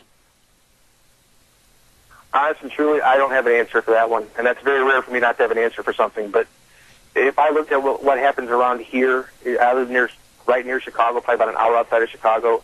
What I see a lot of people doing out here is sitting on their butts, not doing what they should be doing. I drive past buildings that say not hiring for the last 6 months, but yet I hear that Illinois has got a very high unemployment rate. It's just like, I don't get that. And I think that people are taking advantage of the system, and that's something that the Democrats do. They want to control over the people by giving them handouts rather than hand-ups. You know, Todd, I've got one final thought here to ask about, and I'm going to ask you to come back in the future. If I like somebody, I ask them to come back. If I don't, I just say goodbye. But in regards to living fairly close to Chicago, and if you will allow me this Obama land, what was the general feeling when you were back there, living there, writing books there, while Obama was in office? Were they enamored with this guy and thought he could walk on water, or did everybody know he just knew where the rocks were? We were not enamored with him. Let's put it that way. I work in the automobile industry, and I can tell you the people I work for in no way, shape, or form was happy with Obama, what he did. There's quite a few things that he's done that have actually affected the way we in the Midwest actually function, as far as how we make money, how we're actually are controlled now. We have to follow certain guidelines where negotiations aren't there anymore. You can't negotiate anymore. You have to actually follow this guideline. You can't make a profit. You can't do this. You can't do that. And that's what everybody's in business for, is to make a profit, to make a living, to make everything better for their family and their loved ones. And they were trying to control what everybody could do as far as just basically making a life for themselves. Yeah. Life, liberty, and the pursuit of happiness. Well, he wasn't allowing the pursuit of happiness. All right. Listen, Todd, tell me quickly the name of the book and when it's going to be released and where people can buy it. Quickly. It is American Revolution 2026. You can go to firewarrbooks.com, ttmichael.com, which is my pen name, or you can just go to Amazon, Barnes & Noble, and look up Firewar Books or American Revolution 2026. All right, Todd Thede, I want to wish you a very Merry Christmas and a Happy New Year, and I've got your name on my list. I'll call you back, and we'll have you back on the program. God bless. Merry Christmas. Merry Christmas to you, too. Thank you. All right. Good man right there. And wrote a book that was basically kind of a mirror, if you will, of Donald Trump, a businessman becoming president. Sounds interesting. Hey, don't forget our friends at Ark Animal Hospital. Dr. Bill and the whole crew at 750 21st Street near Connection Credit Union in Hayburn. Number to call. Actually, put this number on your refrigerator, 678-1177. 678-1177. They really take care of your animals and all your pets. They're a mixed animal practice, meaning big or small. They love them and take care of them all. Remember that. Ark Animal Hospital and all the staff, they really care about your animals, will help you, and always remember they have the warm hearts for the cold noses. Ark Animal Hospital wishes you and yours a very Merry Christmas. And Merry Christmas wishes again, and Happy New Year from your lamb and wool growers in the Mini-Cassia area, past and present. You know, we talk about hardworking people in agriculture. They are hardworking, dedicated, strong Idahoans who have been a major part of Idaho's history and are proud to be participating in Idaho's future with the quality lamb and wool products, and they just want to wish you and yours a very Merry Christmas from lamb and wool growers in the Mini-Cassia area. Thank you very much. In just a moment, we're going to have a lovely lady, Rachel Alexander. I like Rachel. I like the way she writes for the stream. I like everything that she does. We're going to have her on the air here in just a few moments. Want to remind you about our dear friends at Lee's Furniture, Floors, and More. Oh, my goodness, this is Santa's favorite place to shop. Jeff and the whole crew, LeGrand, we got them all over there. It's just super nice people, and they've got no money down, no interest, up to 12 months on approved credit, and you got to get in there and check out all the sofas and all the living room sets and all the dining room sets and the bedroom sets, the mattresses, everything, and all the carpet. This is Santa's favorite place to shop. And you get in there today at 459 Overland in Burley. Yes, sir. Lee's Furniture, Floors, and More, wishing you and yours a very Merry Christmas. Also want to remind you, too, that if you're going to be outside and you're going to have fun outside and all the angel dandruff and everything up on the mountains, check out all the new snowmobiles at Let's Ride. 270 Highway 24 between Rupert and the World. My goodness, they're open Monday through Friday, 9 to 6, Saturdays, 9 to 4. They've got all the snowmobiles. They've got certain motorcycles and ATVs 20% off. Yeah, for Christmas. And all the accessories are 25% off. You better get in there today. Walk, don't run. Run, don't walk. There you go. Get it right, Zeb. Let's Ride, 270 Highway 24 between Rupert and the World. Yes, it is true. This is where the fun is sold. Let's Ride. And over in that same area, some really, really professional people that take care of all your life insurance, health insurance, retirement planning, employee benefits. They care about you, your family, and your business, and that's Cameron and Siemens Insurance, Highway 24 in Rupert. Number to call, make an appointment. That's your job. They'll take care of the rest. 436-4424. That number again, 436-4424. Cameron and Siemens Insurance, wishing you and yours a very Merry Christmas. Let's get right to it. A lady that I have the utmost respect for. She is an excellent writer and just finished a excellent piece that I read in its entirety, highlighted it, everything, called Censoring Christians. Good morning, Rachel Alexander, and Merry Christmas to you. Merry Christmas right back at you. Where have you been hiding, lady?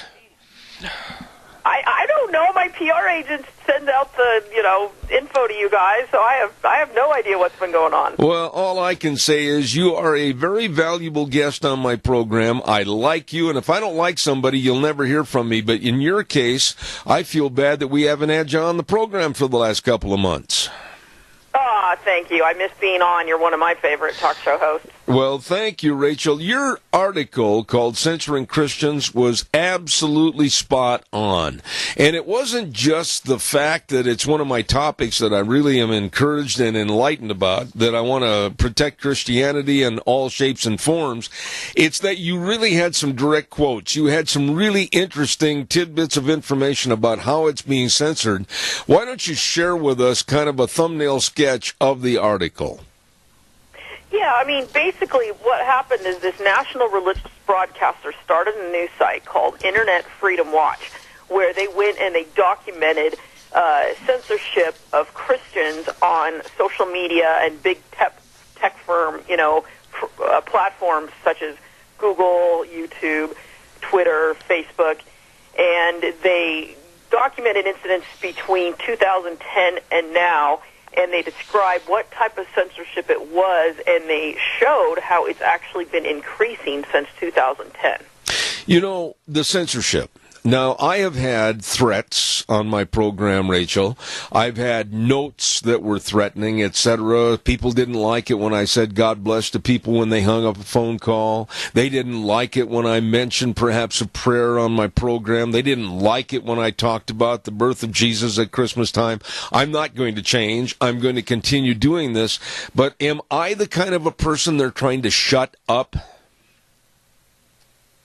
You absolutely are. Now, if you're on air, this wasn't what this religious broadcaster's news site was looking at. It was, looking more at online censorship. But the types of things you're saying and you talk about, things of importance to Christians, and that is exactly the type of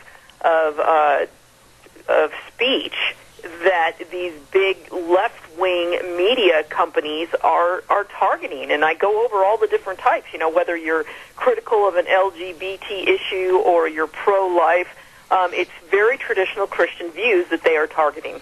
Well, you bring up an excellent point. Let's elaborate on that a little bit. Using the Bible as a reference tool and reference point, there are many, many parts of the Bible that I will always adhere to as to what is right and what is wrong. There's no gray in between. It's either right or it's wrong. And I maintain that even in this year, going into 2018, the Bible is not outdated. Our moral values, our family values, we've got away from those, and that's why I think we're in trouble today, and I'm going to keep broadcasting in that vein. insane, but there is the left that would like to try to shut me and others up because of our value system, right? Yeah, and they want to shut down, radio broadcasters in other ways using things like, what's that, fair, that balanced thing where if you have a conservative viewpoint, you also have to have a left-wing viewpoint as well. That's how they want to shut you guys down. Give us some examples that were in your really great story about censorship that you are aware of. Yeah, some of them were censoring hundreds of videos made by our very own Streams Michael Brown. YouTube demonetized his videos so he could no longer make money from ads because they even said they had an effort to target controversial religious content. And Brown frequently writes about the sanctity of marriage and the LGBT movement. Another one, Twitter blocked users from linking to a petition supporting Houston pastors in October of 2014. The city had subpoenaed their sermons because they opposed a gender-neutral restrooms law. Now, right there, let me ask you that question. The city subpoenaed their sermons. Wow. That's a Gestapo-type government saying your free speech doesn't mean anything, and you as a pastor, how dare you get up on the pulpit and preach the Bible and the Word of God? That's pretty sinister to me. It's frightening when you consider, churches are private property. What does the city have any business doing, looking at their sermons, which are, we know they're relatively tame. They're not out, calling for violence or anything. They're merely, stating what's in the Bible. Yeah, but wait a minute. No, I don't know of any Christian that's out there stating and advocating any violence. We're just absolutely stating whatever the passage or parable of the Bible might be and prophecy of the Bible. But yet the left, some of the things that you had in your article, the left is absolutely advocating violence and even the killing of a president. Talk about that. Yeah, there's a double standard. These, social media tech giants are cracking down on the free speech of Christians, and conservatives. I didn't even get a chance to cover conservatives because that's a whole other article, just regular conservative speech. But on the other hand, whenever the left wing, says something that could be construed as violent, they generally get a free pass. And we're seeing a lot of this in these tweets from these hateful people that say they want to kill the president, and their tweets are still up. It's as if Twitter just looks the other way. Okay, but what do we do? I mean, you've done some great research on this, and you wrote an excellent article, but what's the bottom line as to what we as Christians, we as conservatives, those that want to see the restoration of family values and moral values in this country, what do we do? Are we trying to climb a 30-foot wall with a 20-foot ladder? What's going on here? Well, there's a couple approaches. One is fighting back through public outcry, and that has worked to stop some of the censorship. And I go over some of those examples in my article. And a second way of fighting back is things like legally. Prager University, after its videos were put on restricted mode because, Google and YouTube didn't like its conservative videos, they filed a lawsuit against Google. So I guess what I'm asking is, Big Brother with the left hand is doing the censorship. So if my broadcast is heard all over the country because I'm on an internet service, actually all over the world, or a podcast or whatever, they can put their finger on the button and say, ho, ho, ho, no way, Zeb Bell, we're not going to let you talk about that. How do we beat the censorship? How do you defeat the censorship? Yeah.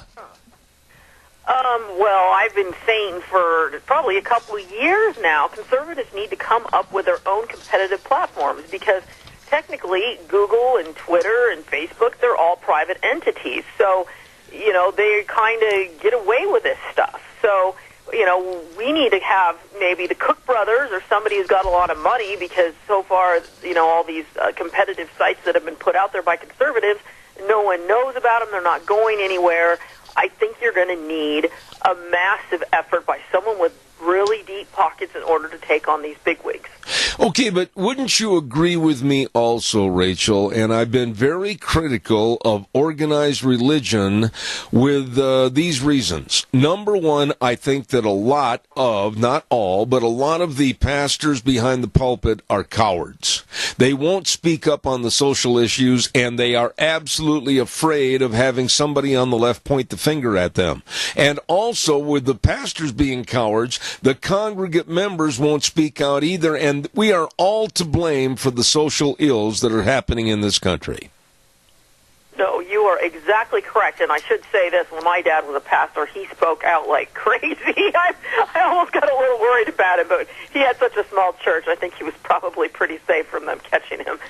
But, yeah, I mean, there seems to be a disconnect between a lot of Christians and politics, and it frustrates me when I meet some of these Christians who they just don't want to talk about the certain controversial parts of Christian religion which are in there. You can't get away from what some things that the Bible says, you know, and you might not feel comfortable talking about abortion, but, you know, the Bible says, I knew you when you were in the womb. So that is a Christian tenet, like it or not, and I get so frustrated because, you know, even at the stream, you know, we have Christians there and we have political people there, but sometimes they don't overlap in the readership, and the Christians don't really understand the political side. What do you think, Rachel, as to where we are right now today on this Tuesday, December 19th, 2017? If we let this go to the point where we don't start standing up and fighting back, no more of this turning the other cheek, where will we be as Christians a year from now? It's just going to get worse. And right now it is, without anyone doing anything. You know, as I said, these censorship incidents have been going up steadily since 2010. We're looking at things like getting kicked off of these platforms, you know. There's guys like Robert Stacey McCain, who used to speak up against the feminists. He's been kicked off of Twitter for something like a year and a half now, and you know he's not way out there. I mean, I used to retweet him all the time. He was a really funny guy, but we are in danger of losing all our access to these platforms. And I don't know about you, but I can't do my job hardly without, you know, promoting my articles on Facebook and Twitter. I mean, that's become part of how I get my articles out there. Yeah. Let me ask you about one group, if you will, that I'm very concerned about, because I think they're going to be the Satan that's going to keep on fighting and trying to push Christians down into the dark hole, and that's the media itself. I am disgusted to be a part of a media that is absolutely so anti-Christian and so anti-telling the truth. Would you agree with me or not on that?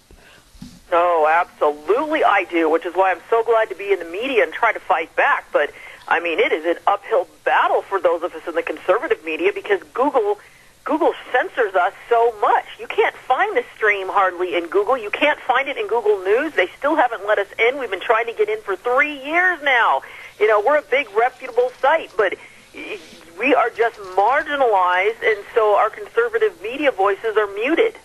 So you would say, and probably agree with me, that little by little, inch by inch, step by step, and I'm not talking about an Abbott and Costello comedy routine, that the death of a First Amendment really is taking place. Yeah, it is being gutted, you know, right before our very eyes, and they're doing it subtly because they say, oh, you know, Google is a private company. Well, you know what? When Google has turned, you know, practically monopolistic, and you know it gets all these great deals from Congress and tax breaks. I mean, you know, Drudge is always railing against Amazon for all the tax breaks, and Trump is too. You know, you become almost quasi-governmental in that sense, and so they can argue, you know, this isn't about free speech. Well, it's getting borderline to where it is, and there's no way around these giants. I would say this, and a lot of people are scared to say this, they're timid and they're cowards, but the Muslim influence on the media has created an aura of fear for me because I see the media catering to Islam and Muslims in particular and their ideology over and above Christianity in this country. Would you agree with that statement? Yeah, and it's just getting worse to where they confuse, anything normal about Muslims with, radical Islam and the dangerous, violent, hating Christian aspects of it. I'd like you, if you would, to give us a summation as to your article was very, very well done. And in the last paragraph or two paragraphs, you said things not improving. So once again, give me kind of a track to run on here as to what you think I should do in the media or others should do to try to stop this censorship and prevail over this very satanic media.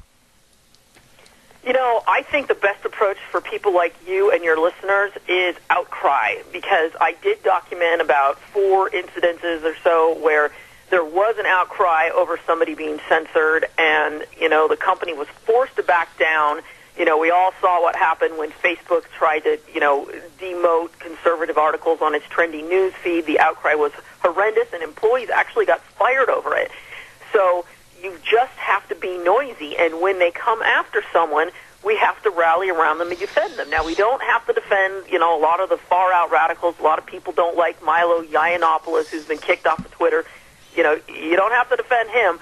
But when there is a conservative Christian like Robert Stacey McCain, who's kicked off of Twitter, we all need to stand up. And there just wasn't as much of a defense of him as there could have been, in my opinion. Absolutely. Rachel Alexander, now you're down in Arizona enjoying, I'm sure, warmer climes than what we're seeing up here. But I want to wish you and yours a very Merry Christmas and a Happy New Year. And please know that I won't go months without having you back on. We'll get you back on real soon. I'll be in Seattle in a few days, so I'll be right up near the likely snow. Merry Christmas to you, too, and thank you for having me God on. bless you, Rachel. Thank you so much. She is an excellent writer with The Stream, and perfectly excellent article regarding censorship of Christians. Thank you, Rachel Alexander. Fight back, folks. Fight back. Let's go to the weather right now, and the weather brought to you by Phillips Oaks, Goodwin, Crane, and Company. Now, I've said this for quite some time. As a matter of fact, Leiden's a very good friend of mine.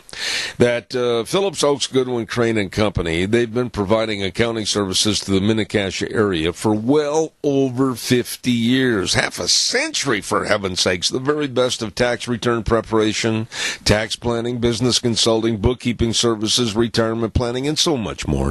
And they have 2 locations to serve you, Burley and Rupert. So please, they will answer your questions. They will help you. Get a hold of them today, and they wish you a very Merry Christmas. Phillips Oaks, Goodwin, Crane, and Company. And right now, here's the weather.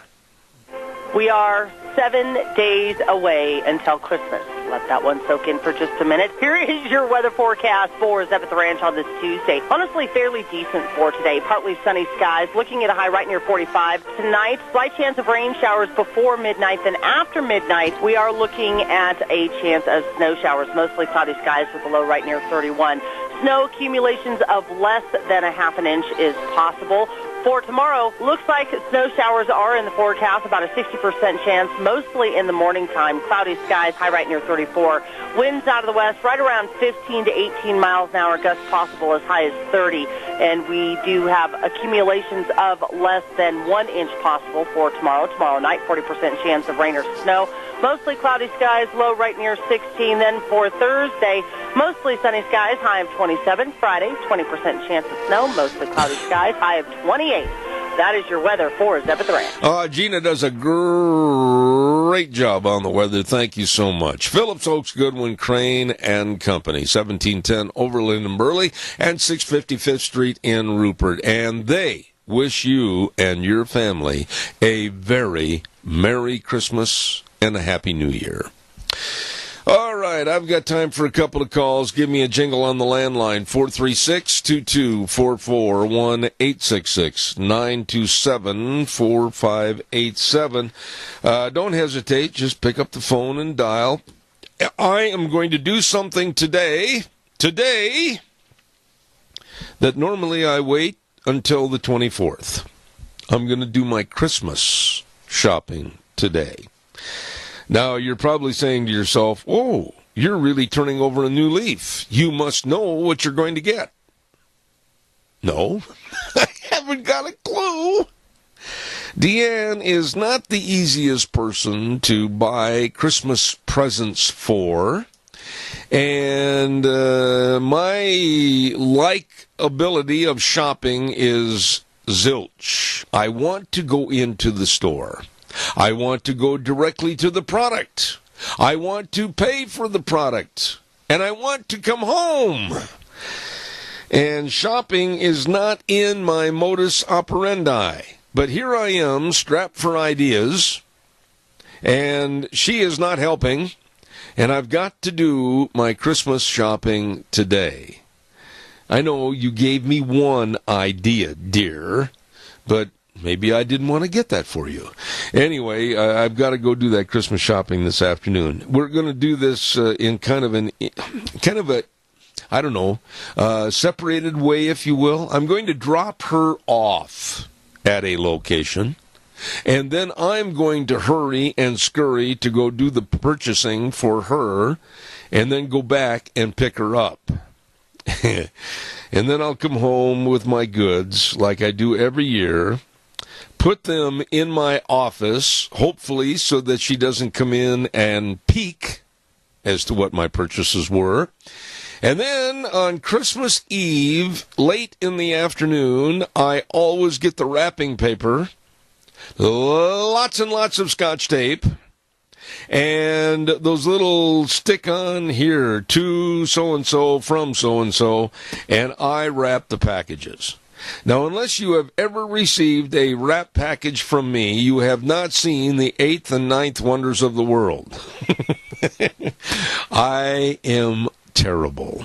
Normally, I would just as soon get a rather large brown bag, throw it in the brown bag, close the brown bag with some really colorful little bitty yarn or tape or whatever, and then put to so-and-so from me, Merry Christmas. They got to rip open the bag just like they do regular wrapping paper, don't they? And it would be so much easier. Calls are welcome, 436-2244, 1-866-927-4587. When the kids were home, Jake and Toby, they always knew what presents were from Dad, because they were the ones where the wrapping paper didn't match, where I had cut the wrapping paper and it was too small, and I used other wrapping paper to fill in the void, and then lots and lots of Scotch tape. I kept the Scotch tape company in business when they were growing up. I'd go through a couple rolls of that stuff. Hey, Merry Christmas from Sportsman's Warehouse, 1940 Bridgeview in Twin Falls. Reese and the whole crew, absolutely all your Christmas shopping can be done right there at Sportsman's Warehouse. Oh, they've got everything for everyone on your list with expert advice. They hire people that really get into their various departments, and they know all about the clothing, know all about the knives, they know all about the fishing equipment, they know all about the hunting. They know everything and can help you at Sportsman's Warehouse, 1940 Bridgeview in Twin Falls. You stop in and see Reese and the crew today, and they wish you and yours a very Merry Christmas. All right, one call. That's all I got time for. Give me a jingle real quick at 436-2244, 1-866-927-4587. There's that call. Good morning. You're on the air. Good morning. I suspect that some famous production company is going to be contacting you pretty quick to see if you want to do a Christmas special from Zeb's Ranch next year. I think it would be very, very entertaining. We are going to have, you know, Chris, I'll tell you something. I really appreciate your comments. And Thursday of this week, we're going to have our annual Christmas party here on the air live. And we have all kinds of people coming over. They're going to be on the air. We're going to have people talking about the Christmas story, the real Christmas story. We're going to have all kinds of fun. And I think it's always been entertaining for years, and I thank you for that. I just think the world and all of Christmas, because quite frankly, Christmas is about the world and all with the birth of Jesus. Well, and you know what? That is the most important story even if we don't get any other gift, the gift he has given us has made the world so much better. And I am just so thankful that he's in my heart, Amen. yours, and we can laugh at ourselves because we have all kinds of foibles. Oh, boy, when it comes to laughing at yourself, let me tell you, I've got a complete comedy routine. So, anyway, God bless you and your family. Laugh at ourselves, boys. We're in trouble. Amen. Merry Christmas to you and your family. Thank you. And you as well. All right. Thank you so much. We're going to clear out of here. Dr. History's coming in. He just walked in the door with all of his helpers. They always come in with the pomp and circumstance of kind of laying down rose petals on the floor so he can walk in and everything. Dr. History up next. Zeb at the Ranch. I'll see you back in 7.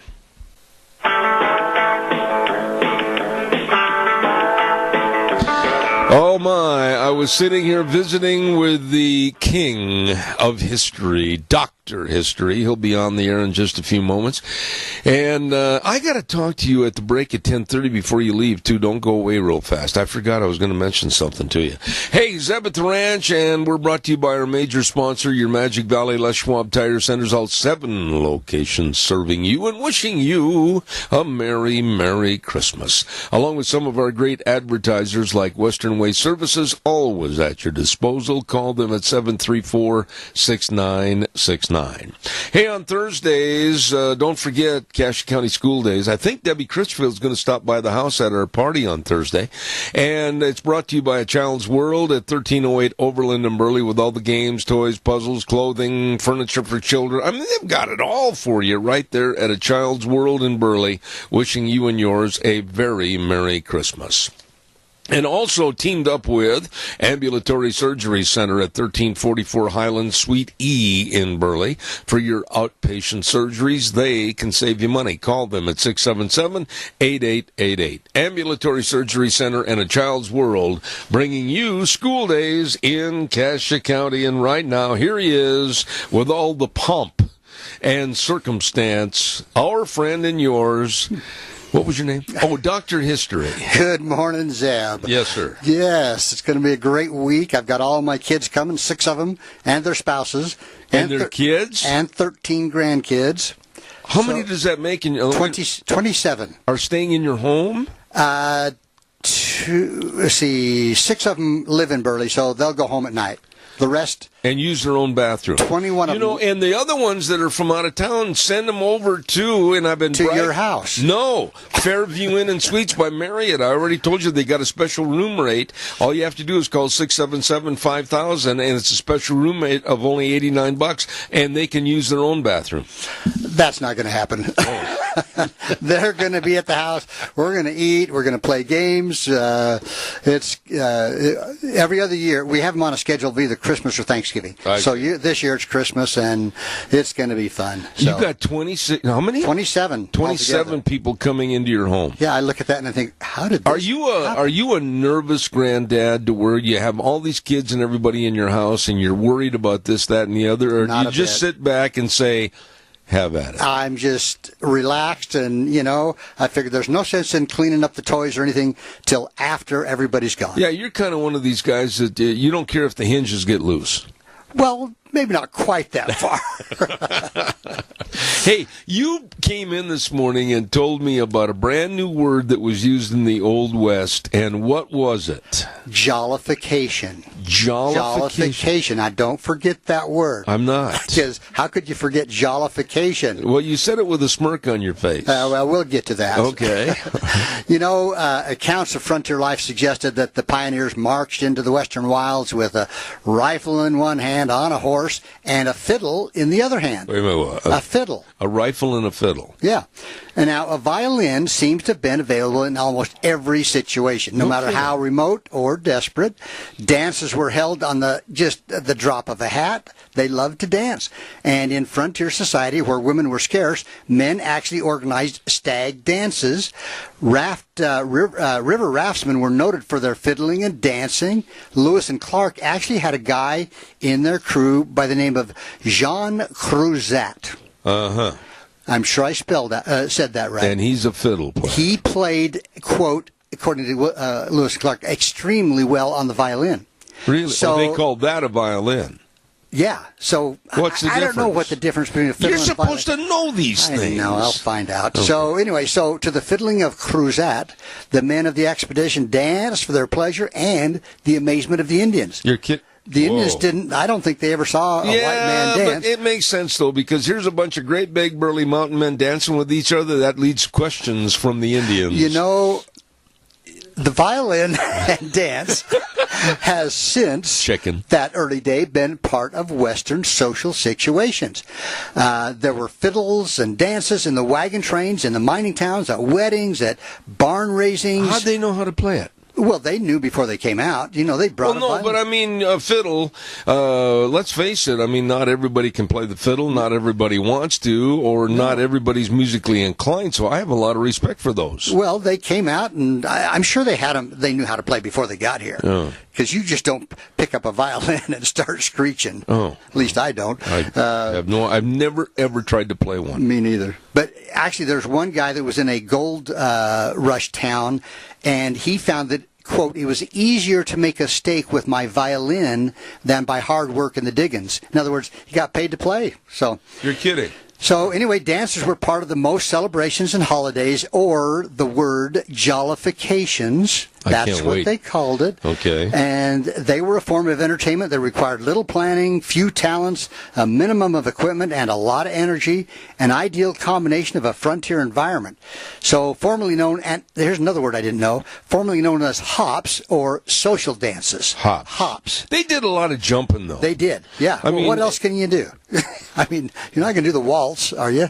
Not with another mountain man, I'm not. Anyway, and they say that these lasted sometimes all through the night until, quote, the rooster warned us it was time to go home. Really? Okay, go all night long. So occasionally it was more than a rooster that broke up a sociable dance. One account tells of the Coles Valley Boys, who, filled with 50-cent whiskey and social rivalry, quote, decided to break up a dance.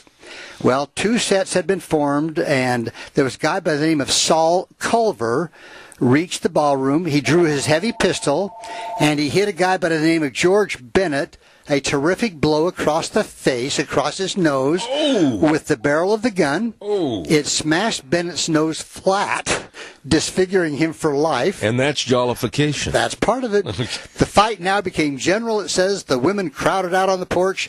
Saul Culver had pretty much his own way until he came to a gentleman by the name of Ash Clayton, who was one of the musicians. I see. Oh, what musician? Yeah.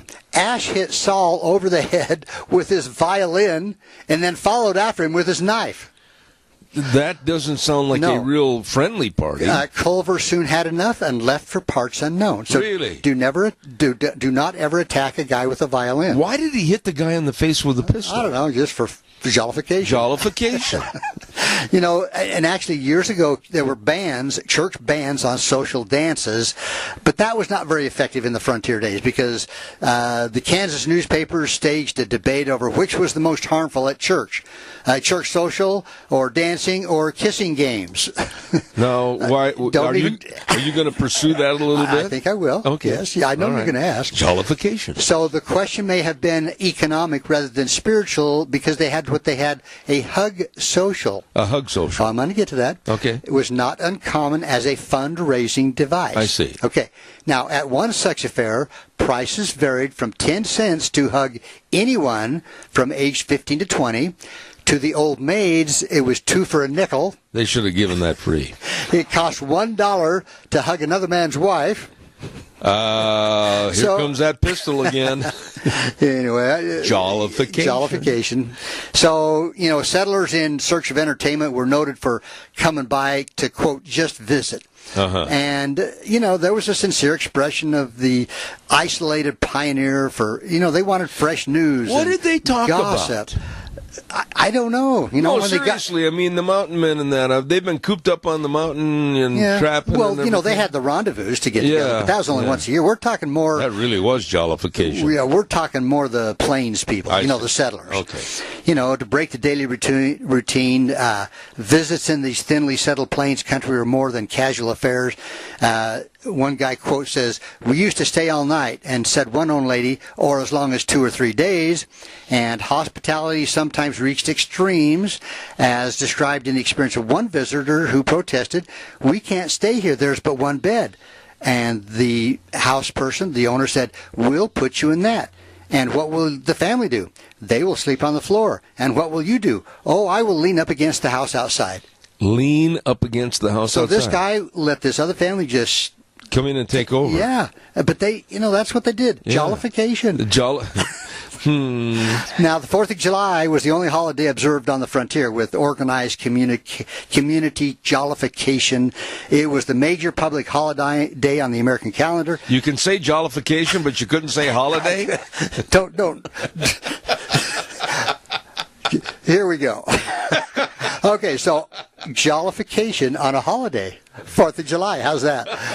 So it was the major public holiday on the American calendar. The day even lent its name to one of the landmarks on the Western Trail called Independence Rock. Now, under primitive conditions, the glorious 4th was celebrated by joy shooting, that's what they called it, diligent application to firewater. Under more settled conditions, the day we celebrate was organized into a pattern. Quote, "Up early, fired cannon in town 10 or 12 times, and played fife and drum. I blew on a clarinet and flute." What's a fife? It's kind of like a flute. Okay. I think. Shot revolver, rifle, and shotgun. Declaration of Independence was read by a guy named Jack Thompson. And then another guy got up and gave an awfully boring speech. Did anybody get shot when all this was going on? We're going to get to that. I've heard that, And then they said a fat reverend spoke a few minutes. Fat reverend. The parade was the big whoop-up event of the day. Patriotic and military organizations dominated but decorated floats sponsored by merchants and organizations and churches. When was this? What year? 1880s, like 1860s and 70s, kidding. Yeah. Now, Independence Day was littered with fragments of firecrackers and political speeches. One young man observed the 4th of July. He says, "The day was chock full of patriotism, roast beef, and cakes. I partook of the good things and saw a great variety of pretty girls." Oh, here we go. Now, there were variations on the usual program, and these were sometimes exciting. In one frontier town, while the band was playing their music through the streets, a white man was attacked for allegedly stealing the wife of another man. That didn't turn out well for the guy. But moving on, when baseball became popular after the Civil War, that was 1880s and 90s. Yeah, 70s, 80s, yeah. So it became popular after the Civil War. The 4th of July festivities usually included an afternoon game between local teams. Now, in the 1880s, get this, Eb, it took 7 bad pitches to walk a man. Really? 7. And the batter could call for a high or a low pitch as he pleased. And for speedier base running, the players took off their shoes. So we've come a little ways since then. Yeah. But competition in occupational skills provided some entertainment on the 4th. Volunteer firemen were proud of the speed of their companies, and they challenged other outfits to contests.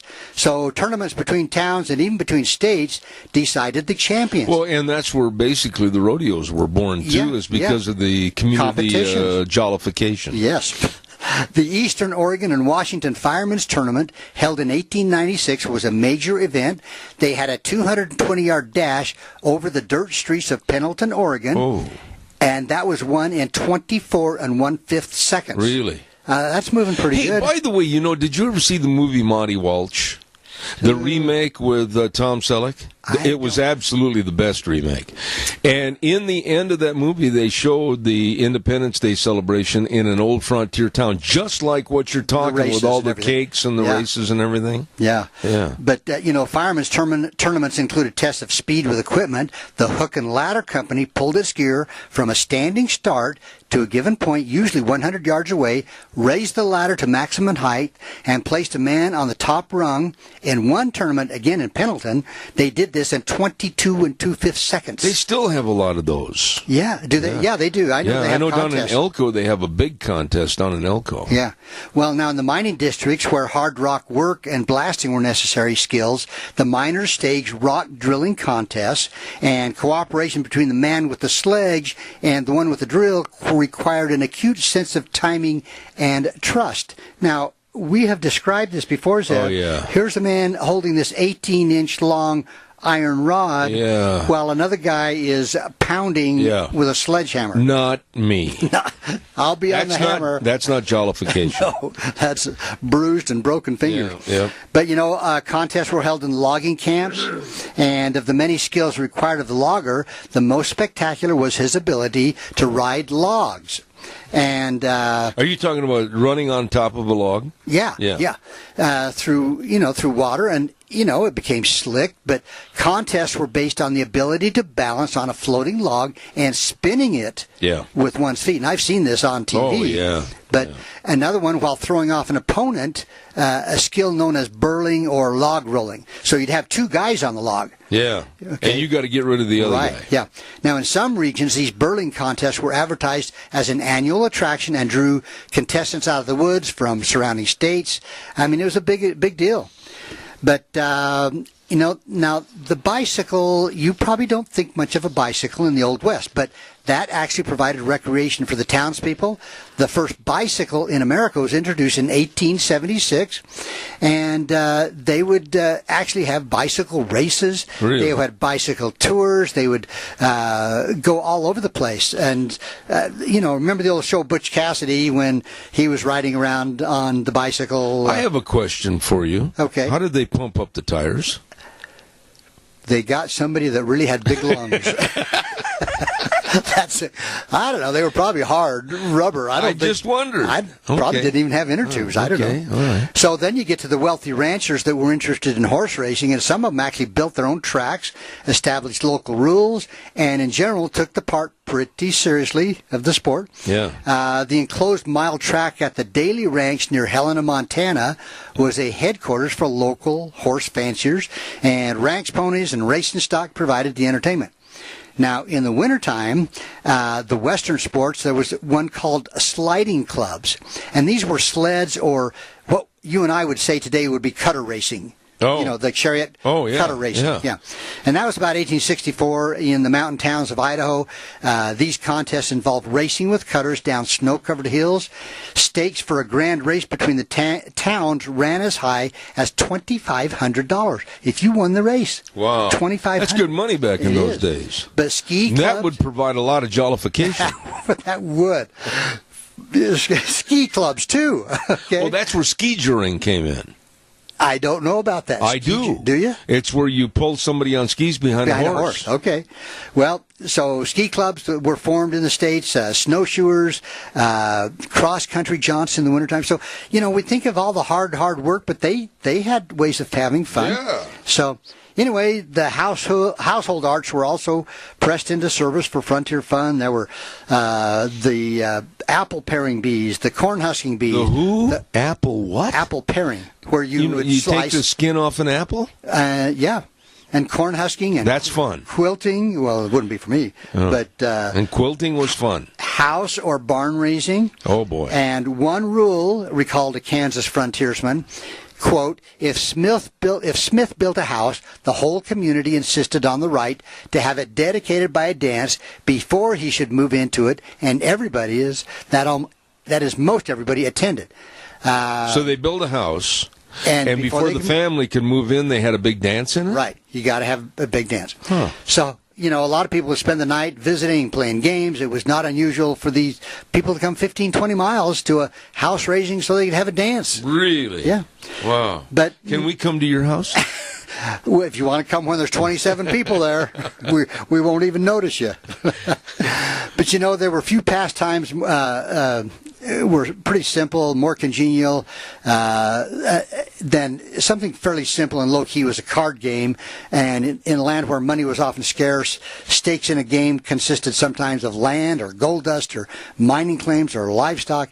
And the cowboys, they were noted for their gambling. And sometimes they'd just spread a blanket on the prairie and shoot craps. And sometimes a horse in the saddle would be lost in a matter of minutes. Wow. So... That's not jollification. No, that's walking. Yeah. But, the mining towns were by nature the most profitable locations for organized gambling establishments. I'm anxious to hear what you're going to say about this. One mining town is supposed to have been located. Okay, here we go. One mining town is supposed to have been located in a particular spot. Oh, really? Because the pack mules carrying the billiard tables for the saloon broke down there. I see. So they just settled around the billiard tables. There you go. Now, weddings offered frontier folks kind of a special opportunity for fun. And now, I don't know how fun this was, but it says one crowd followed a pair of newlyweds to their home, shot through the windows, broke down the door, dragged the couple out, cut open the feather beds, and tore up the floor. It required backbone to get the married out of this way. The local paper said. Whoa. And that wasn't illegal? Well, they were just jollification. Jollification. Yeah. Now, something maybe a little less active were the socials, like candy pulling. Strawberry festivals were a familiar entertainment. Candy pulling? Yeah, taffy pulling, So everybody enjoyed eating no matter what. I see. Now, the Sunday school picnic was an approved form of entertainment held annually.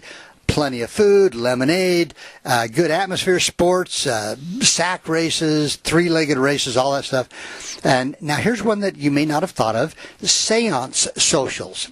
Seance, Yeah.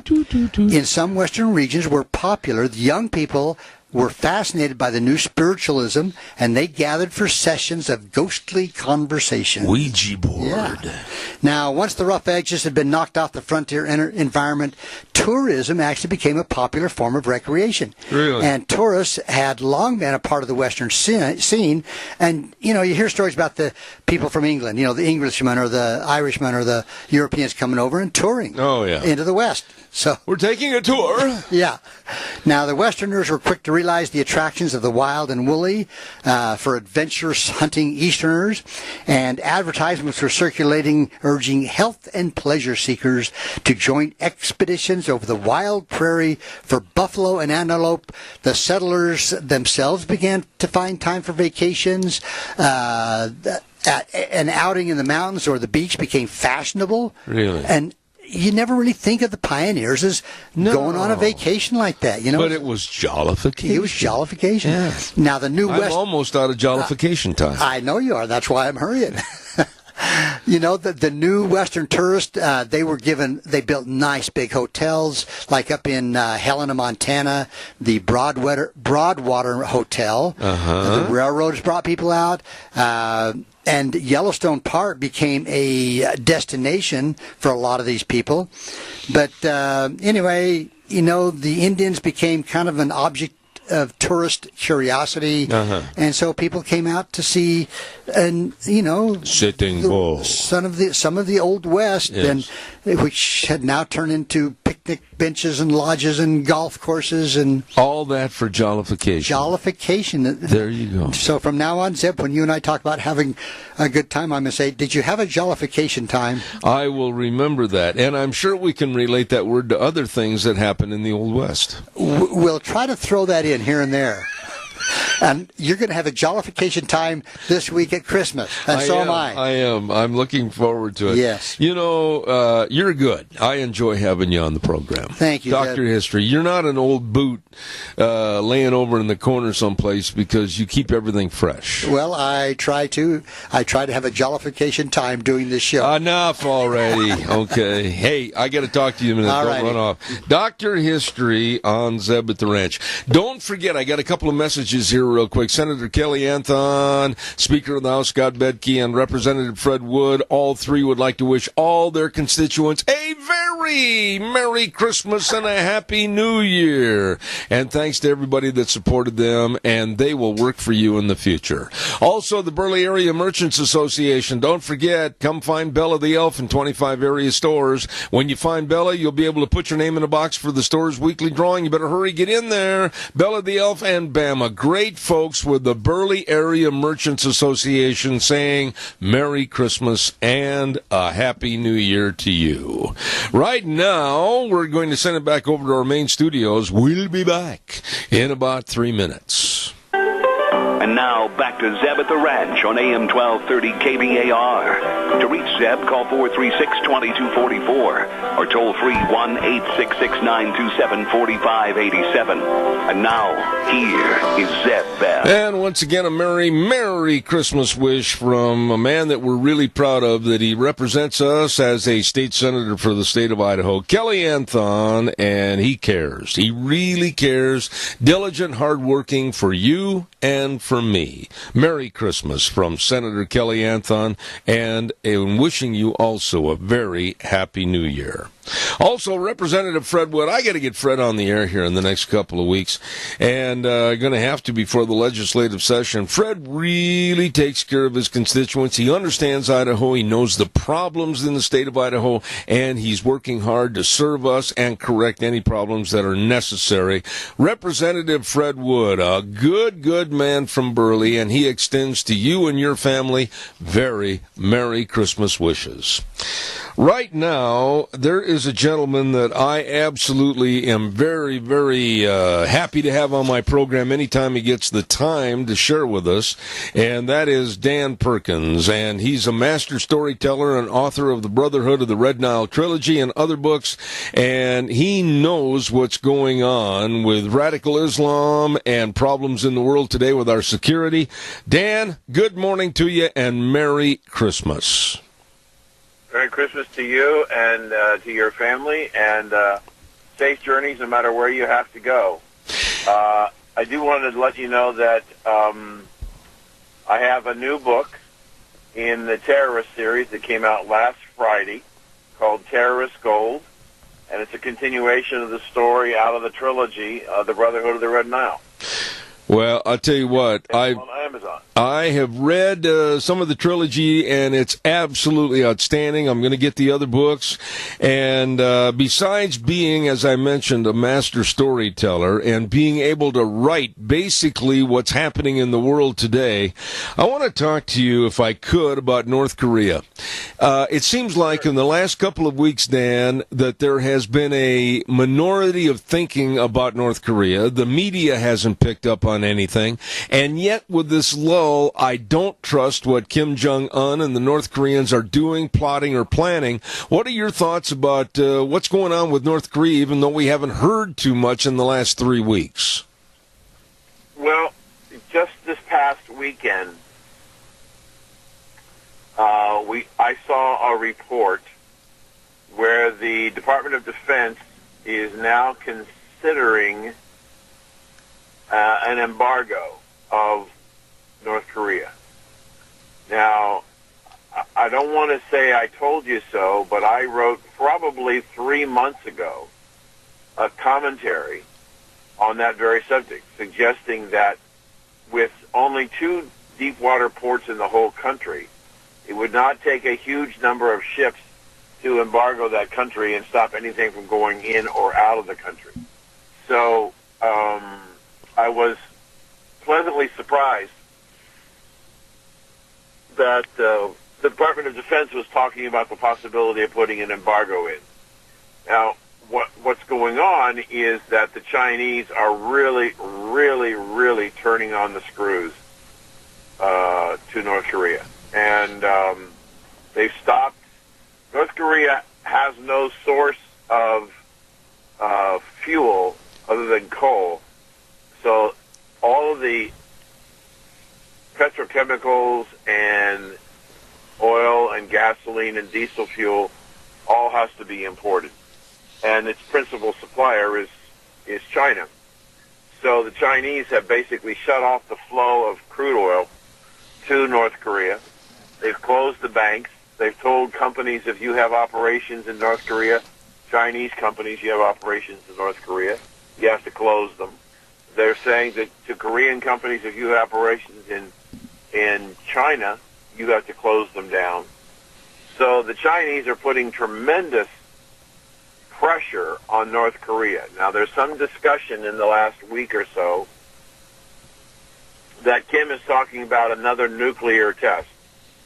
And there are a lot of people in the world who are very concerned about the test because the mountain where they have put their other tests before, this last test they had was a hydrogen bomb, which is much more powerful than a typical nuclear bomb. It started to degrade the mountain, and The concern is that they were to test another hydrogen bomb in that mountain, that the mountain may collapse, open up, and spread radioactive debris. And the greatest concern is it will go to China. Oh, my. Chinese are very, very concerned about that. So there's a lot of background pressure coming from the Chinese on the North Koreans, and that's probably why you haven't seen much from them for a while. Well, let me ask you this then, Dan, and over at the station, please turn Mr. Perkins up just a little bit more in my headsets, if you would, please. But Dan, when you look at the Chinese situation and the tougher attitude, as you just implied, how much credit would you give for that Chinese tougher attitude towards North Korea? How much more credit would you give to the Trump administration for perhaps leaning on China for that? Oh, it's 100%. It's 100% because when the premier was here and Trump had him at Mar-a-Lago for dinner, that's when he said he was having lava cake and, excuse me, I got to go bomb Syria. He really did go bomb Syria. But I think what has happened is that the Chinese premier understands, and I've said this before, maybe I've said it on your show, and if I haven't, I apologize. The total gross domestic product of the country of North Korea is equal to the GDP of Reno, Nevada. Wow. And 93% of everything that they export goes to China. Number two is India. And so they have a very closed, very dominated economy from their relationship with China.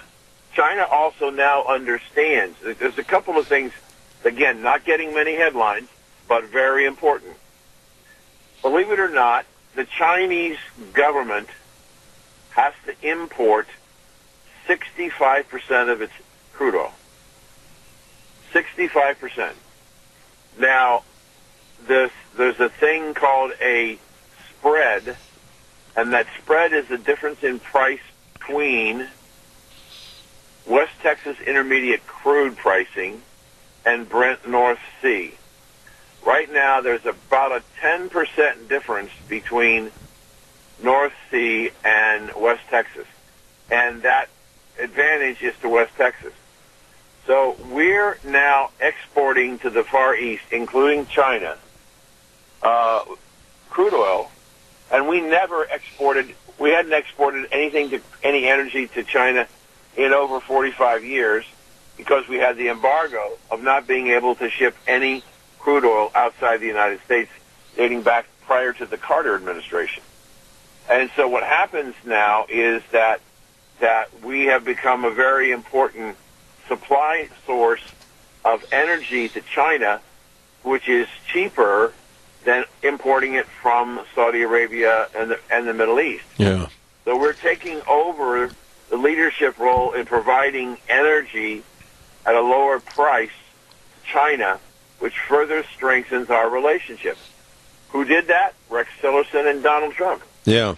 No question that the dialogue between Donald Trump and the premier and Rex Tillerson and his people and the other people in China has dramatically changed the relationship.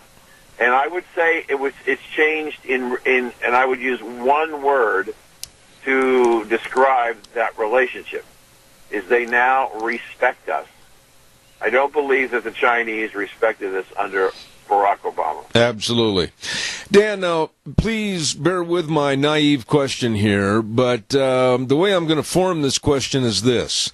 I would assume that any nuclear test of a bomb, any test of a missile, any test of something as devastating as a hydrogen bomb has got to cost up in the millions and millions of dollars on a per-test basis.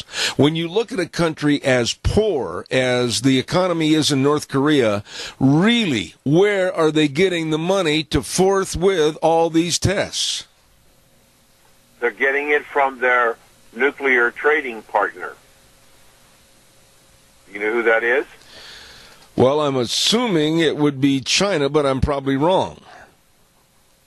Well, I wouldn't be so bold as to ever call you wrong, but it's basically Iran.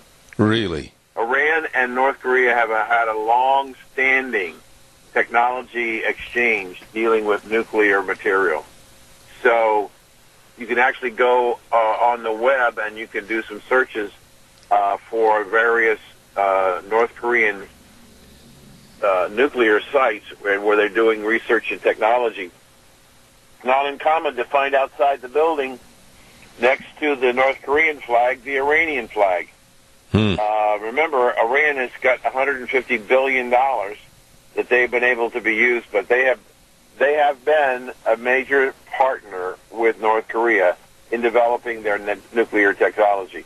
And according to CNN, and I don't know whether it's true or not, I'm just taking what it is, that the North Koreans have spent over $1.7 billion. Now, I will tell you that number is old, but I think during the first 6 months of the year, the CNN estimated that North Korea had spent $1.7 billion on their weapons testing. Wow. Now, Dan, another question I've got, and it relies on your expertise explaining the mental stability of Kim Jong-un. If they have a naval blockade of North Korea and literally shut the lights out and say you're not getting another can of corned beef until this happens or that happens, would that be enough, as unstable as this man is, for him to just go push the button and that would be it? Well, that's a good question. In the piece that I talked about the military embargo of the ports, I also made the recommendation at the same time that we need to switch out away from B-1 bombers to B-2 bombers. And the reason why we need to make that switch is that the B-2 bomber has guided missile technology, meaning that I get a fire order to go from the plane to point A. While it's en route, if I get another fire order that point B is more deadly, they can redirect the missile in flight to point B. The beauty of the B-2 is that we can do overflight, and we can, through our satellite technology, we can sense the launch of a missile, not knowing whether it's nuclear or not, and the B-2 bomber, with its ability to redirect, can not only destroy the missile, but then identify the launch pad and destroy that area. So I would hope that they would use the B-2 bombers because it's going to be better in terms of ability. And so if he wants to press the button by using the B-2 bombers, we have an opportunity to shoot them down before they ever leave Korean soil. What about the fact that we keep reading stories about how absolutely scary and the heinous crimes that are committed against his own people and his own leadership, to the point where he's got death squads that will execute anybody and everybody at any time of the day? Tell us a little bit about that. Well, it's a reign of terror. He controls the country by controlling the food, by controlling the electricity, by controlling petrol, and so that he has, in essence, his population lives in fear, and because they've lived so long under these regimes of fear, it is very difficult to and impossible I shouldn't say impossible, that's probably too strong. Unlikely that there is a group of people within the country today that can overthrow him in terms of government. Wow. So it's just a vicious circle of intimidation and terror, which makes the general population afraid, and they're afraid of the government, and they're afraid of what the government can do. So they comply with whatever the government wants. One last thought here this morning. The last time you were on the program, about 3.5 weeks ago, I asked you the question on the danger scale from 1 to 10, 1 being not bad, 10 being very serious. You said at that time the situation with North Korea was about an 8. Have you lessened or increased the danger scale with the Chinese involvement with North Korea and other things that the Trump administration has tried to put forth? Yes, I'd back it off. If I said an 8 3.5 weeks ago, I'd say probably 6 today. Really? And why do you say that? I say that because of the actions of the Chinese really turning down the screws on North Korea. And I think that while he is clearly an unpredictable individual, and there's no way for anybody to know for sure that he wouldn't pull the trigger and push the button to launch whatever he's got. The devastation that would be rained on his country would be dramatic from the United States. And I think that the Chinese may actually interfere before we would have a chance to interfere. I mean, if they had a sense that he was continuing to be so unstable as to threaten them, and that's the issue that's important to understand, is that he's now become so unpredictable, and the Chinese have been so difficult on him that there's no certainty that he wouldn't turn his missiles on China. Yeah. And so I'm sure they're thinking about that and what can they do about it.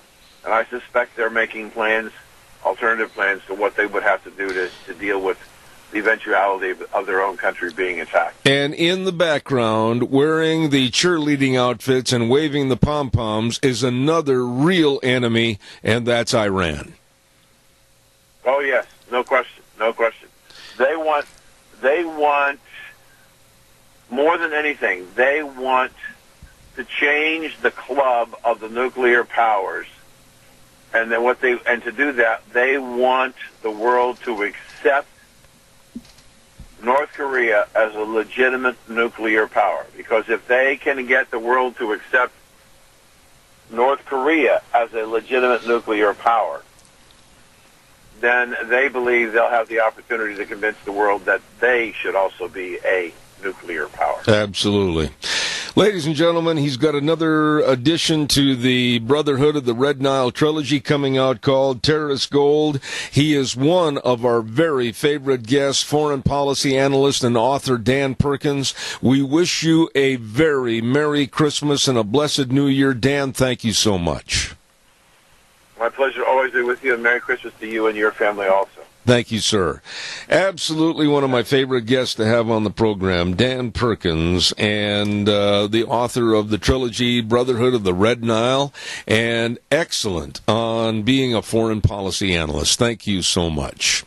Got to get a weather forecast in here, and then we'll take some more of your calls. And, the weather is brought to you by Scarro's Meats. 331 North Road, Jerome. Don Scarrow and the rest of the crew. Oh, my goodness. They've got delicious meats for the holiday gatherings. Smoked turkeys and marinated prime ribs and smoked hams. Oh, your relatives and family are going to just absolutely love it. So please get a hold of them today. Call them at 324-7657 or go over to 331 North Road, Jerome. Scarro's Meats. Right now, here's Gina with the weather.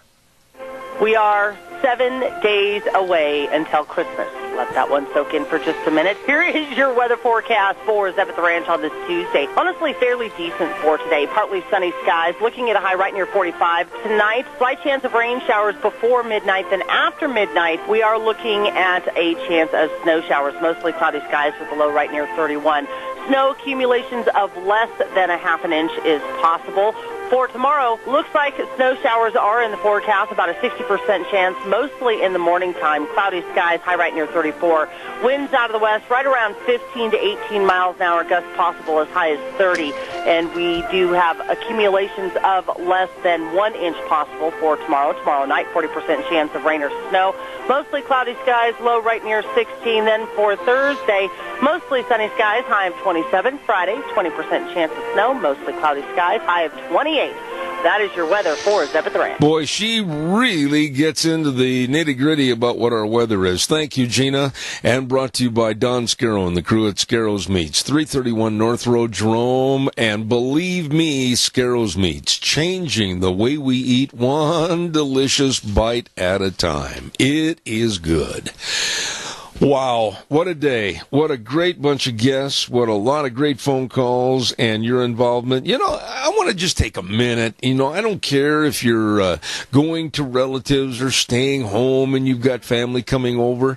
But for those that are left alone on Christmas, please, your neighbors, maybe a relative or two or whomever, if you know that they're going to be alone on Christmas, you know, you might even call them or invite them to come over in the afternoon, maybe a phone call to just wish them well on a Merry Christmas Day.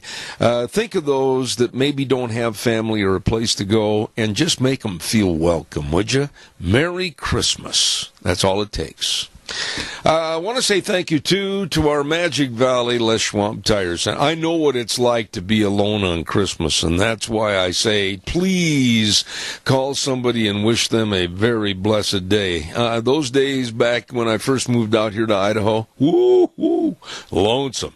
Hey, don't forget your Magic Valley Les Schwab Tire Centers, and they say get ready for wintertime driving. Oh, my goodness, yes. Be ready for all the snow, ice, yuck, muck, all of it. It's going to be tough. We're going to get some bad weather. You can count on it, and they've got all the traction tires for you at all 7 locations, along with all the tire chains, along with the best in brake service, front end alignment, shocks and struts, and batteries. You know, really, you don't think about the battery. You don't care about batteries. And then all of a sudden, when you turn the key and it goes click, click, click, click, click, click, click, you're going to really care about having a good battery. They've got the best available to you from any one of the 7 locations. Lane and Rupert, Dave on Blue Lakes and Twin, Mike and Buell, Mike and Jerome, the Twist family in Paul, Daniel on Poline in Twin Falls, and Randy on Overland in Burley. Doing the right thing matters at your Magic Valley Les Schwab Tire Centers, and they do the right thing. We have got a full plate tomorrow. I mean, man, have we got some top-notch people coming on the program. We've got Adam Coughlin and Chuck Vollmer and Peter Rosenberger and Dave Bigo from all over the United States to add to our stable of great guests. And then on Thursday, we're going to have our open house Christmas party. And my lovely bride has got everything all prepared, and we're going to have kind of just a great big wonderful wide open Christmas party on the air. We're going to have a lot of songs, and we're going to have a lot of poetry, Christmas poetry and everything. So be a part of it on Thursday and call us. And maybe you've got somebody special that you want to wish a happy and Merry Christmas to. Feel free to do so on Thursday during our program. But we'll be back tomorrow morning at 8:06 and right here on K-Bar, 12:30 a.m., and then streaming live on the internet all over the world on ZebBell.com, where we always say to you and your family, God bless, and remember the way things were are the way things ought to be. I'm going Christmas shopping. See you tomorrow.